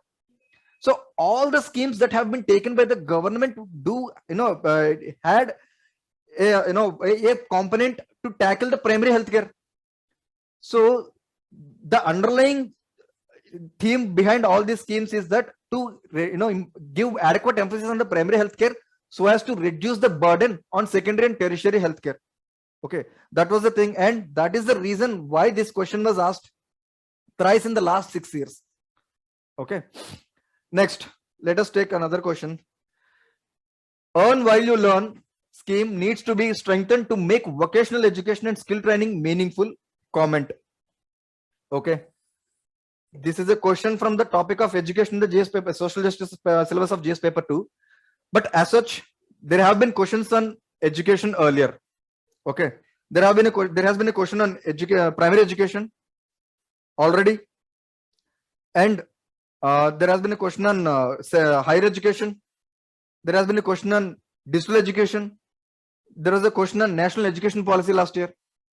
So they have covered all the aspects of the education, and the only aspect that is left is vocational education. Okay, and this was also in news in the last this has been in news in the last 2 years because of emphasis on the vocational education in the newly introduced national education policy. Okay, national education policy explicitly talked about encouraging vocational education. Okay, so this is also education. Vocational education is also a static topic. Is a challenge, but it has been in use in the last 2 years. Let's take up this question.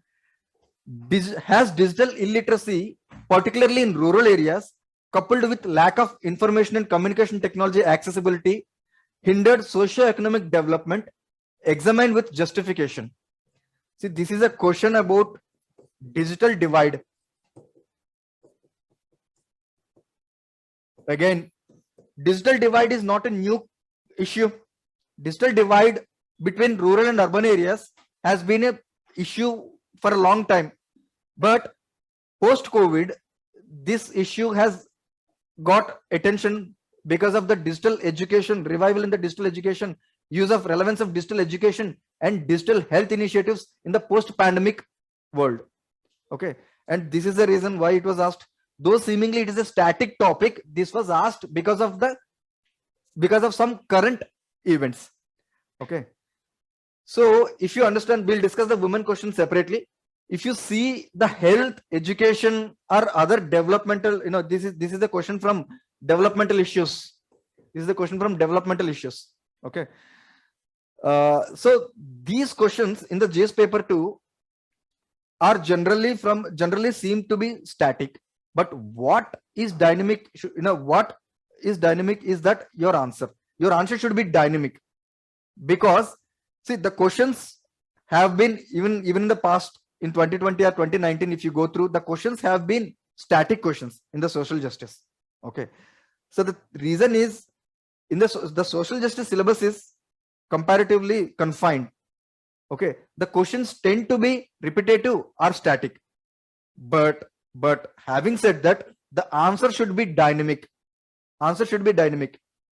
Okay, because a lot of schemes or policies or any other recent events that will play a role, play an important role in framing your answer. Okay, so this is about brief analysis about social justice questions.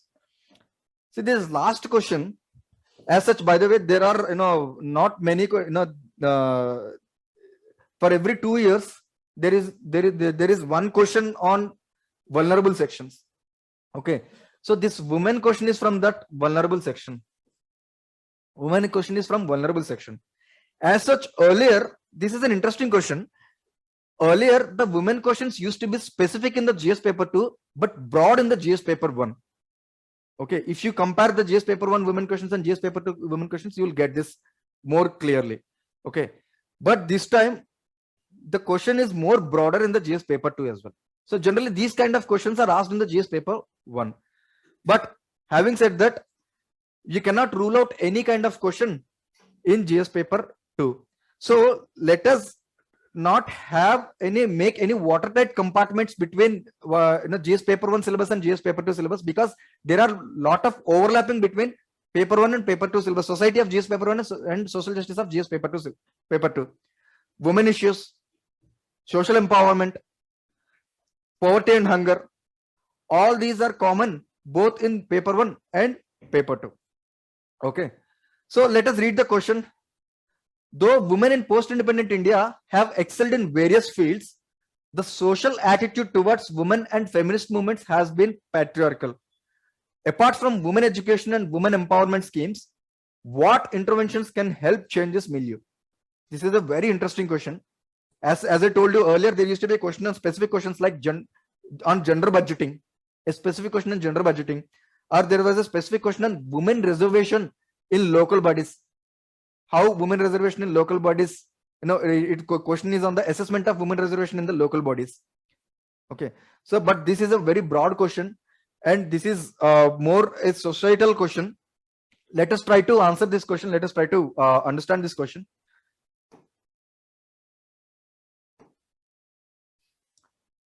Though women in the post-independent India have excelled in various fields, the social attitude towards women, this is the important thing. Social attitude towards women and feminist movements has been patriarchal.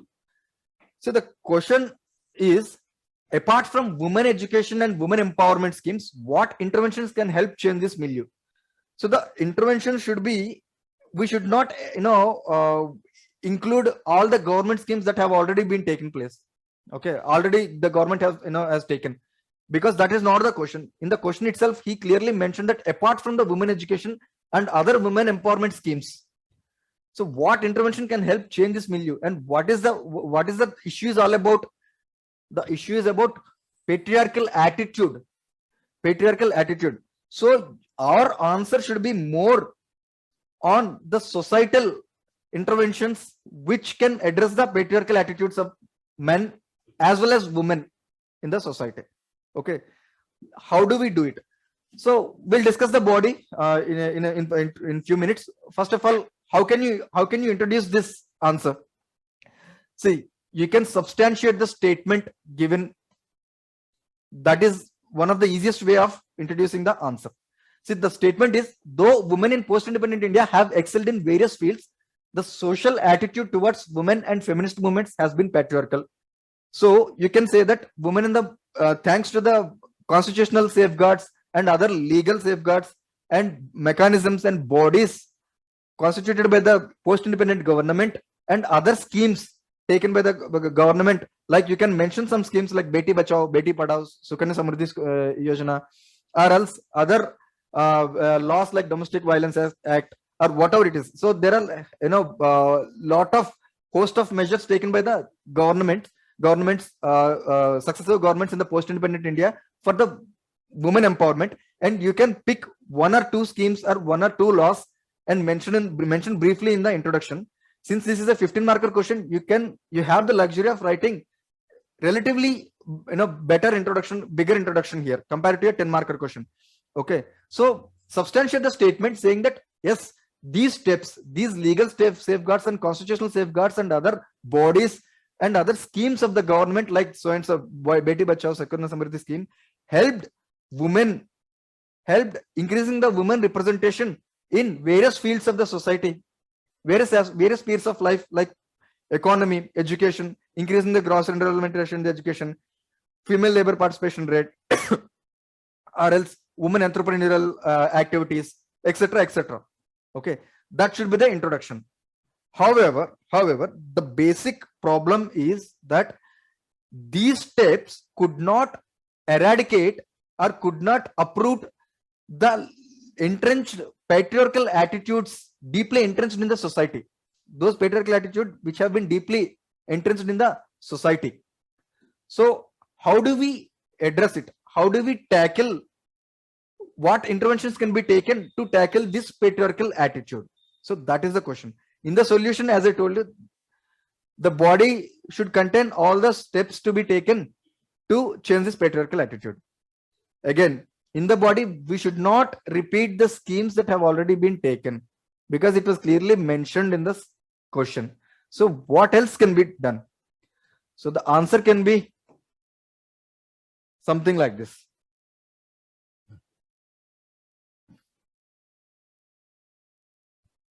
Gender neutral socialization. See, the question is asking about patriarchal attitudes, The patriarchal attitudes emerge from the family itself through the process of gender socialization. Right from the childhood, men and women, male and female are given certain social attributes.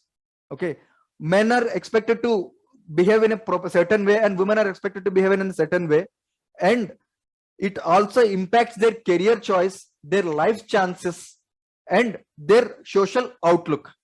Okay, so the first and foremost initiative that can be taken to nip the patriarchal attitudes at the birth stage through gender neutral socialization. Okay, gender neutral socialization. Okay, the second is, see, the gender attributes are the gender stereotypes that one acquires through his gender socialization will be reinforced by the other agents of the socialization like media. Okay, and this is an important issue. This is an important contemporary issue that is existing in the society, that objectification of women and reinforcing the gender stereotypes of women in the media.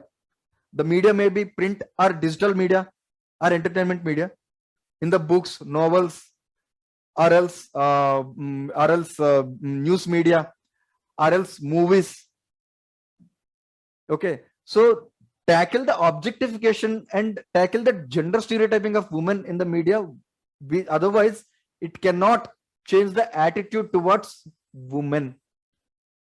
See, each and every initiative that you suggest should directly link to the tackling the social attitude towards the women.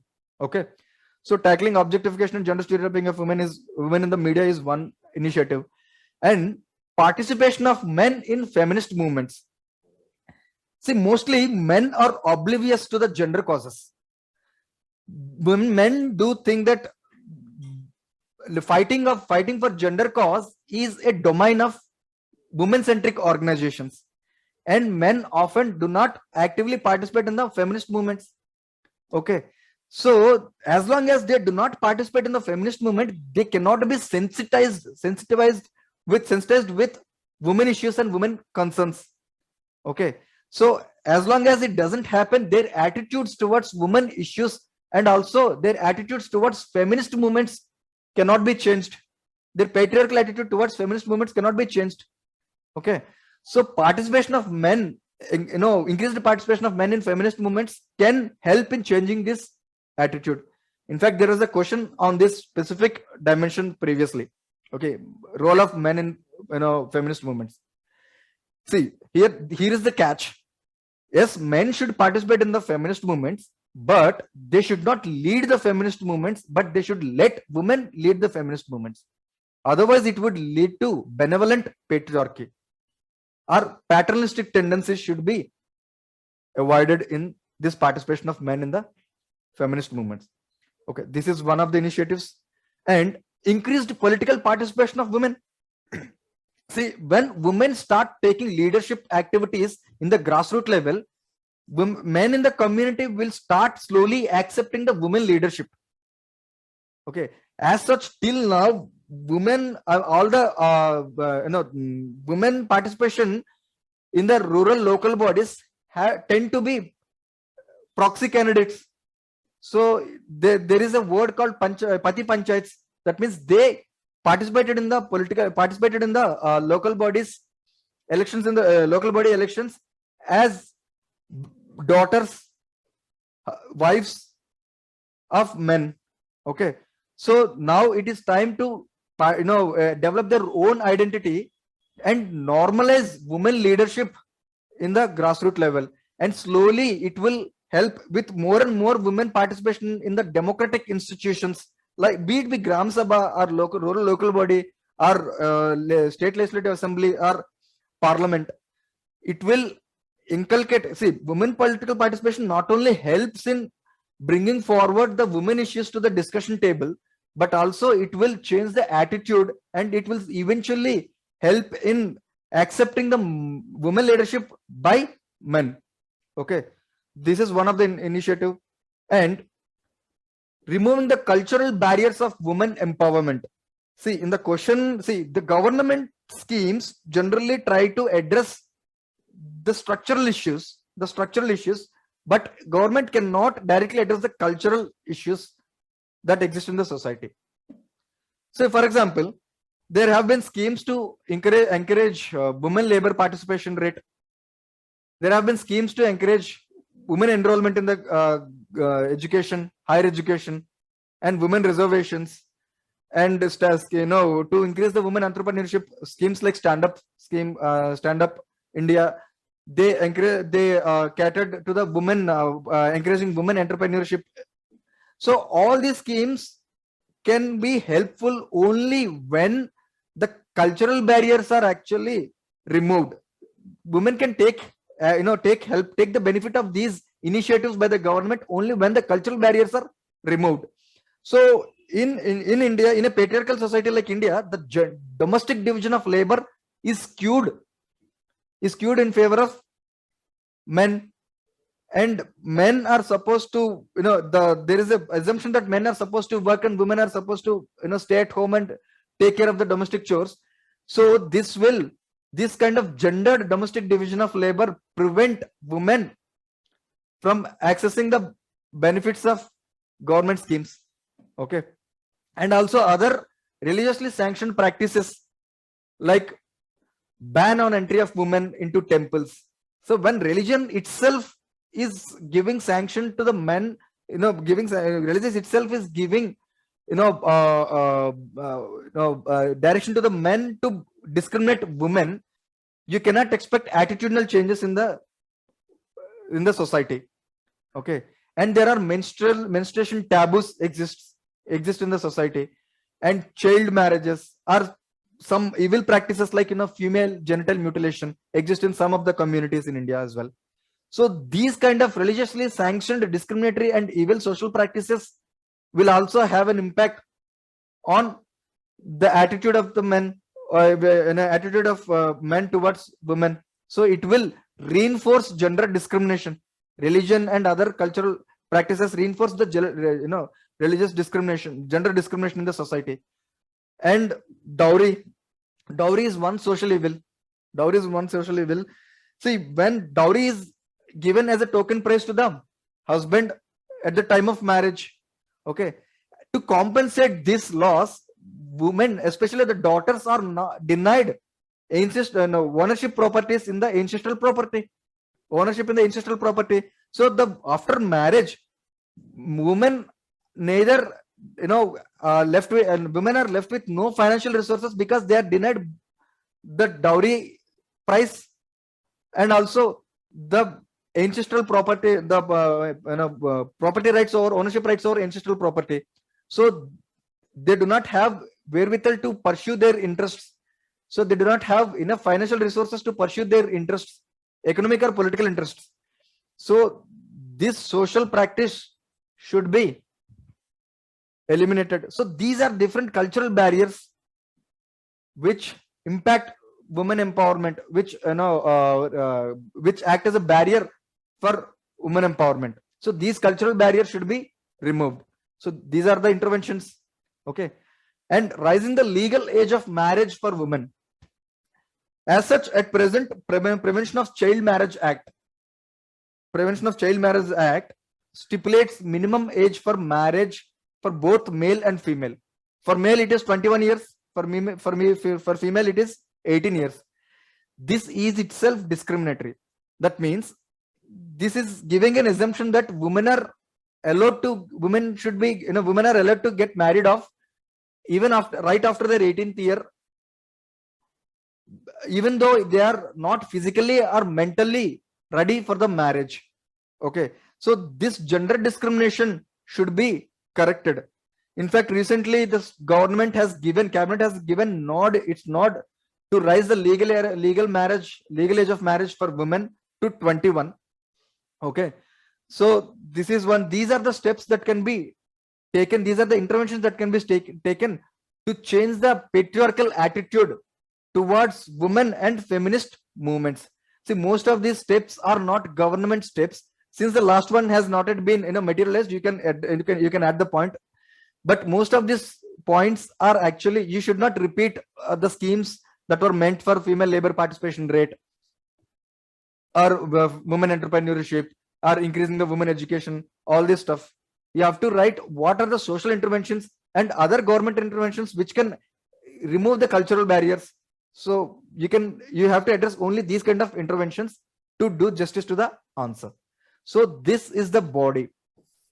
As such, this question is asked for 15 marks, but this is a very this is a kind of question where the introduction and conclusion tend to be generic and more subjective, but the body is the one which fetches you mark rather than the intro and conclusion. For example, previously we have discussed a question on gig economy in the paper 1, gig economy, role of gig economy and women.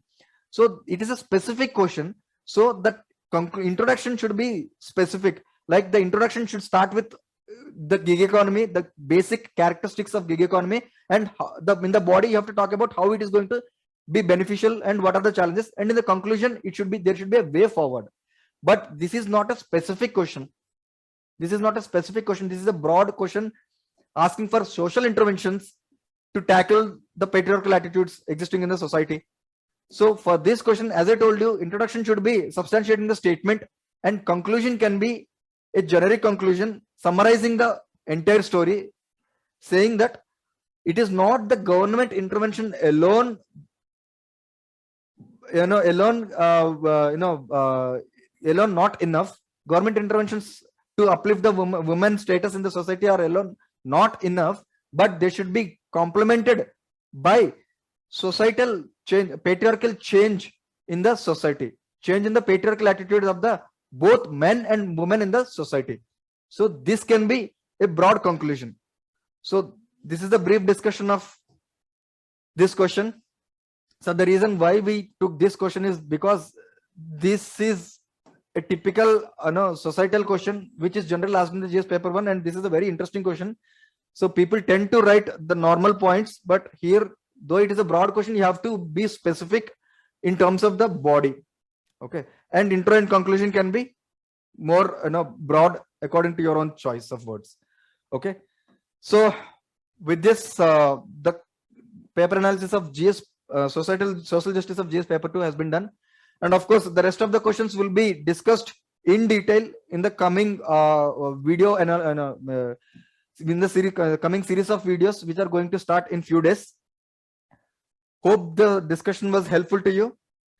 And before stopping, we are now going to take a Q&A session with you regarding all the discussion that we have done till now in the last 3 hours or 4 hours. So now I invite Vaibhav sir and Navid sir and Mangal sir and Jatin sir, and you can ask any question regarding the discussion in all the across the GS paper 1 paper 2. Come on. You audible? Chatur, Pawan, are we audible? All right. So we will be taking up doubts related to GS paper 1 and GS paper 2. All of us are here. So if you have any particular doubt or any general doubt, yes, Praveen, don't you're making separate videos for the question discussed here? Yeah, we will be taking up the questions which have been discussed here as well. So the question which Navid sir has taken, Raja sir has taken, Mangal sir, Jatin has taken, we will be releasing videos on those questions as well, along with all the questions which were left. They can use their mic also. Yeah. So if you have any doubt, raise your hands, or otherwise we will end up the, yeah. Uma, please unmute yourself. Okay. Am I audible, sir? Yeah, yeah. Sir, pertaining to certain topics like feminism or social issues, we'll have our own personal biases. When we are answering, how do we keep that away? See, personal biases should not visible in your answers. You have to make sure that your personal opinion should take a back seat. See, when most of the times there is a chance that they can ask opinion-based questions. In your opinion, what are the initiatives? So make sure that your solutions should not be, what you call patriarchal in any way. So you have to be conscious while answering, and you have to understand the issue from a neutral perspective, women perspective, and understand the women concerns and try to address the issue. Okay. rather than from the general perspective that since we live in a patriarchal society, there are chances that our patriarchal mindset sometimes visible in the answer sheet. But please make sure that make sure you do not repeat, you don't write. Like when it says critically evaluate, does it mean that our opinions and views should be portrayed or something very neutral? So when it said critically evaluate, you have to talk about the both sides of the coin. It is not about your opinion. Yeah. Okay. It is not that whether, see, as such, feminism, there will never be a question on whether feminism is good or bad, or what is your opinion on feminism. It is just that what are the benefits and what are the challenges. So it is about the both sides of the feminism, like how it is impacting. Thank you, sir. Next question is from Praveen. He says that whether most of the questions appeared in the exam are there in the mains compass, or we have to prepare broader way even. So that is something which you will come to know in the series of video lectures, where we will first discuss the question and then we will show you the screenshots where we have discussed them. So of course it is not possible. Plus, you can check it out for yourself. You can get the answer for that. You can go to the mains compass and do this research on your own. You will find most of the topics in the Compass magazine, in the index and in the detail also. So we are happy, we are very excited because most of the questions were covered in almost all the Compass magazines that we released. And not only Compass magazine, also from the classes which we took, the QIP revision classes, and even DNS has covered a sizable portion of the syllabus, not only current, but also since news appear in the DNS in the newspaper, we try to cover the contextual part and also the basic part. So most of the news, when we will release those individual videos, then you will understand and realize that how different sources such as Focus magazine, Compass magazine, the revision classes, QIP classes, and even MTS mains test series have helped comprehensively and helped you prepare in a consolidated way. So again, the idea which we also pursue is to try to cover the syllabus, and in the process, whatever news comes which is associated with which is associated as part of the syllabus, we also try to cover through DNS and Focus magazine. So yes, we can say that not all, but definitely most of the topics have been definitely covered from our sources. See, Amrit, it's a very subjective thing. That is something which you yourself have to decide, and that is where the role of mains test series comes into play. Some people choose to decide with the 15 marker because they know that eventually if you're running out of time and 2 questions are left, those will be 10 markers, which is a better situation if you're leaving 2 15 markers.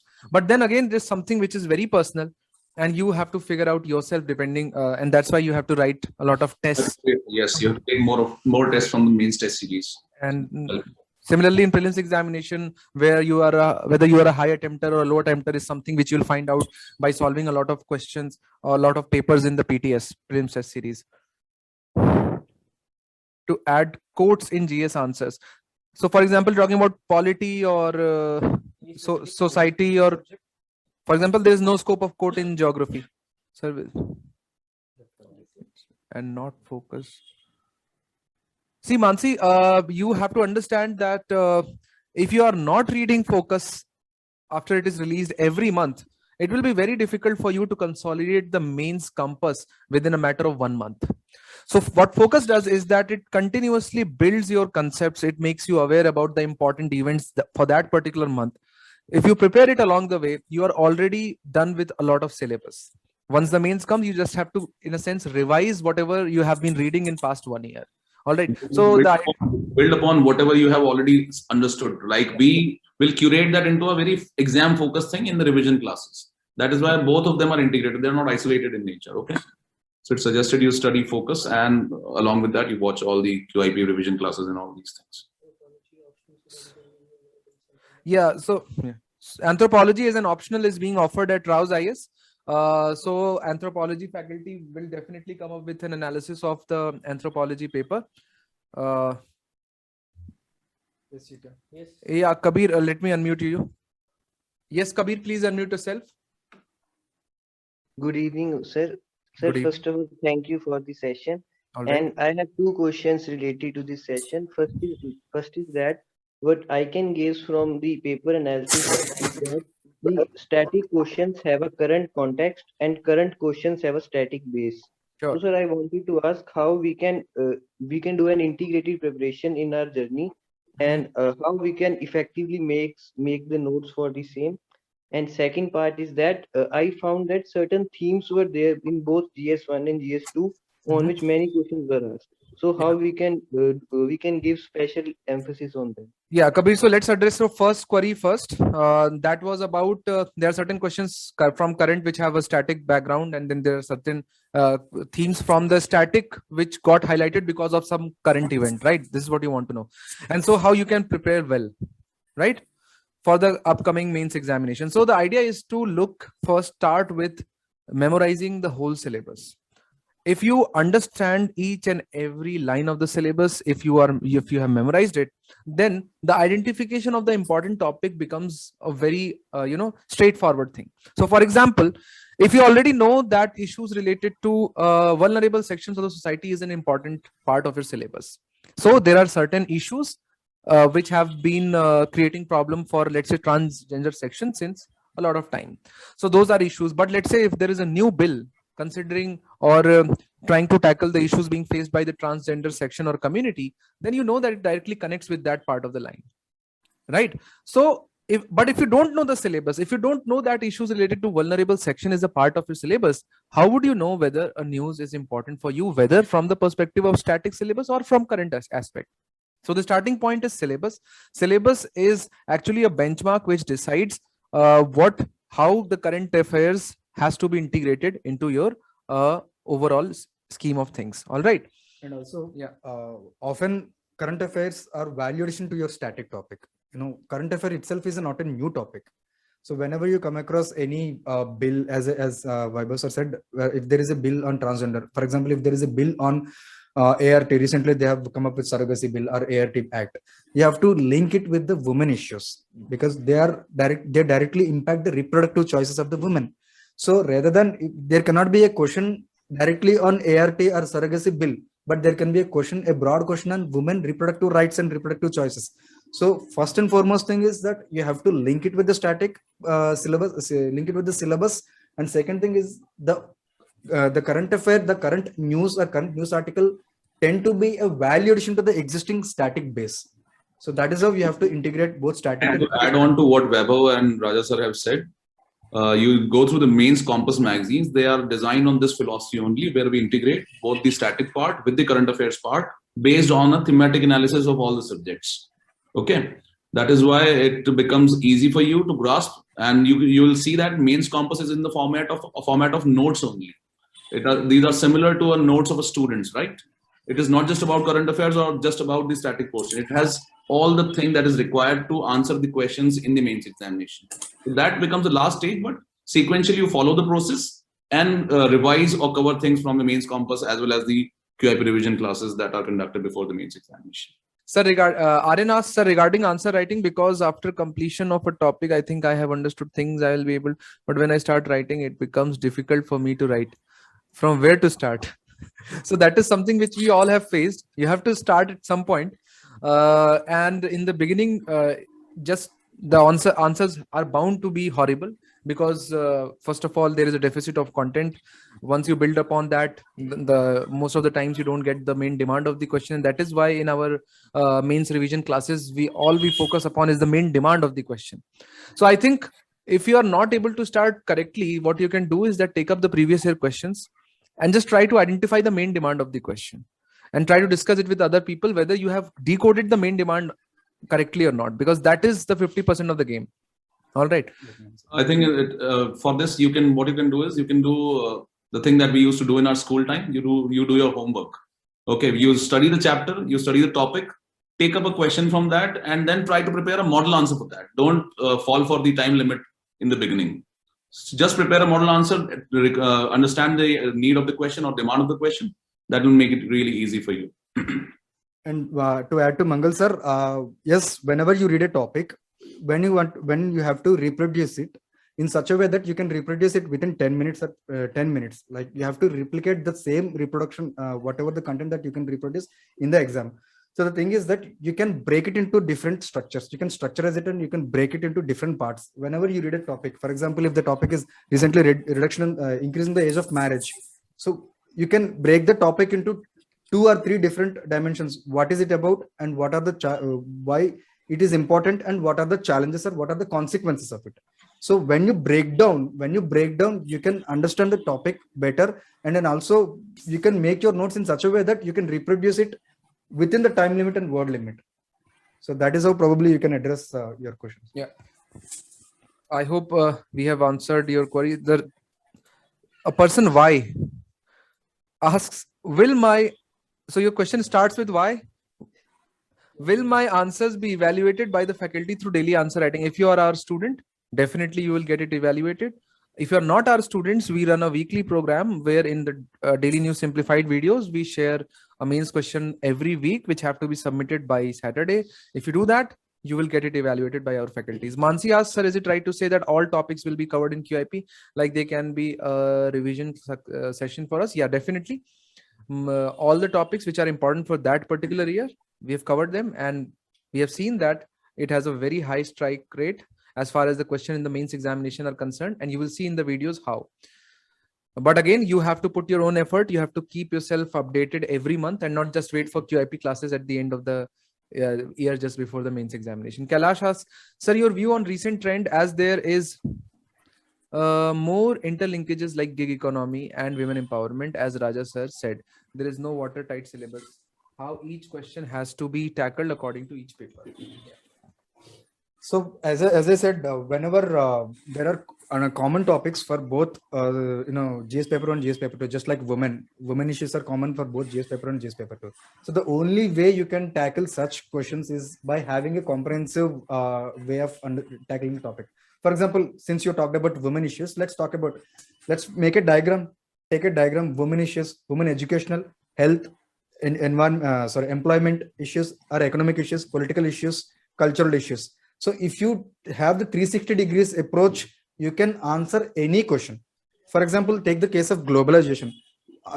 Yes, there was a question this year: impact of cryptocurrency on Indian society.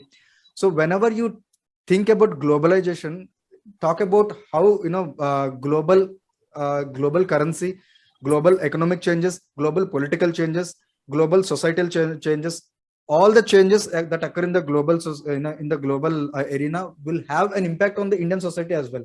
So it is dissecting the theme, dissecting the each and every word will throw open 360 degrees dimension to the topic, and that is the only way you can tackle subjects, and that will be integrated with other GS papers as well. So even if the question is asked in GS paper 1 and paper 2, you will be able to write the answer. Okay, the next question is, sir, whether this year mains compass is useful for next year.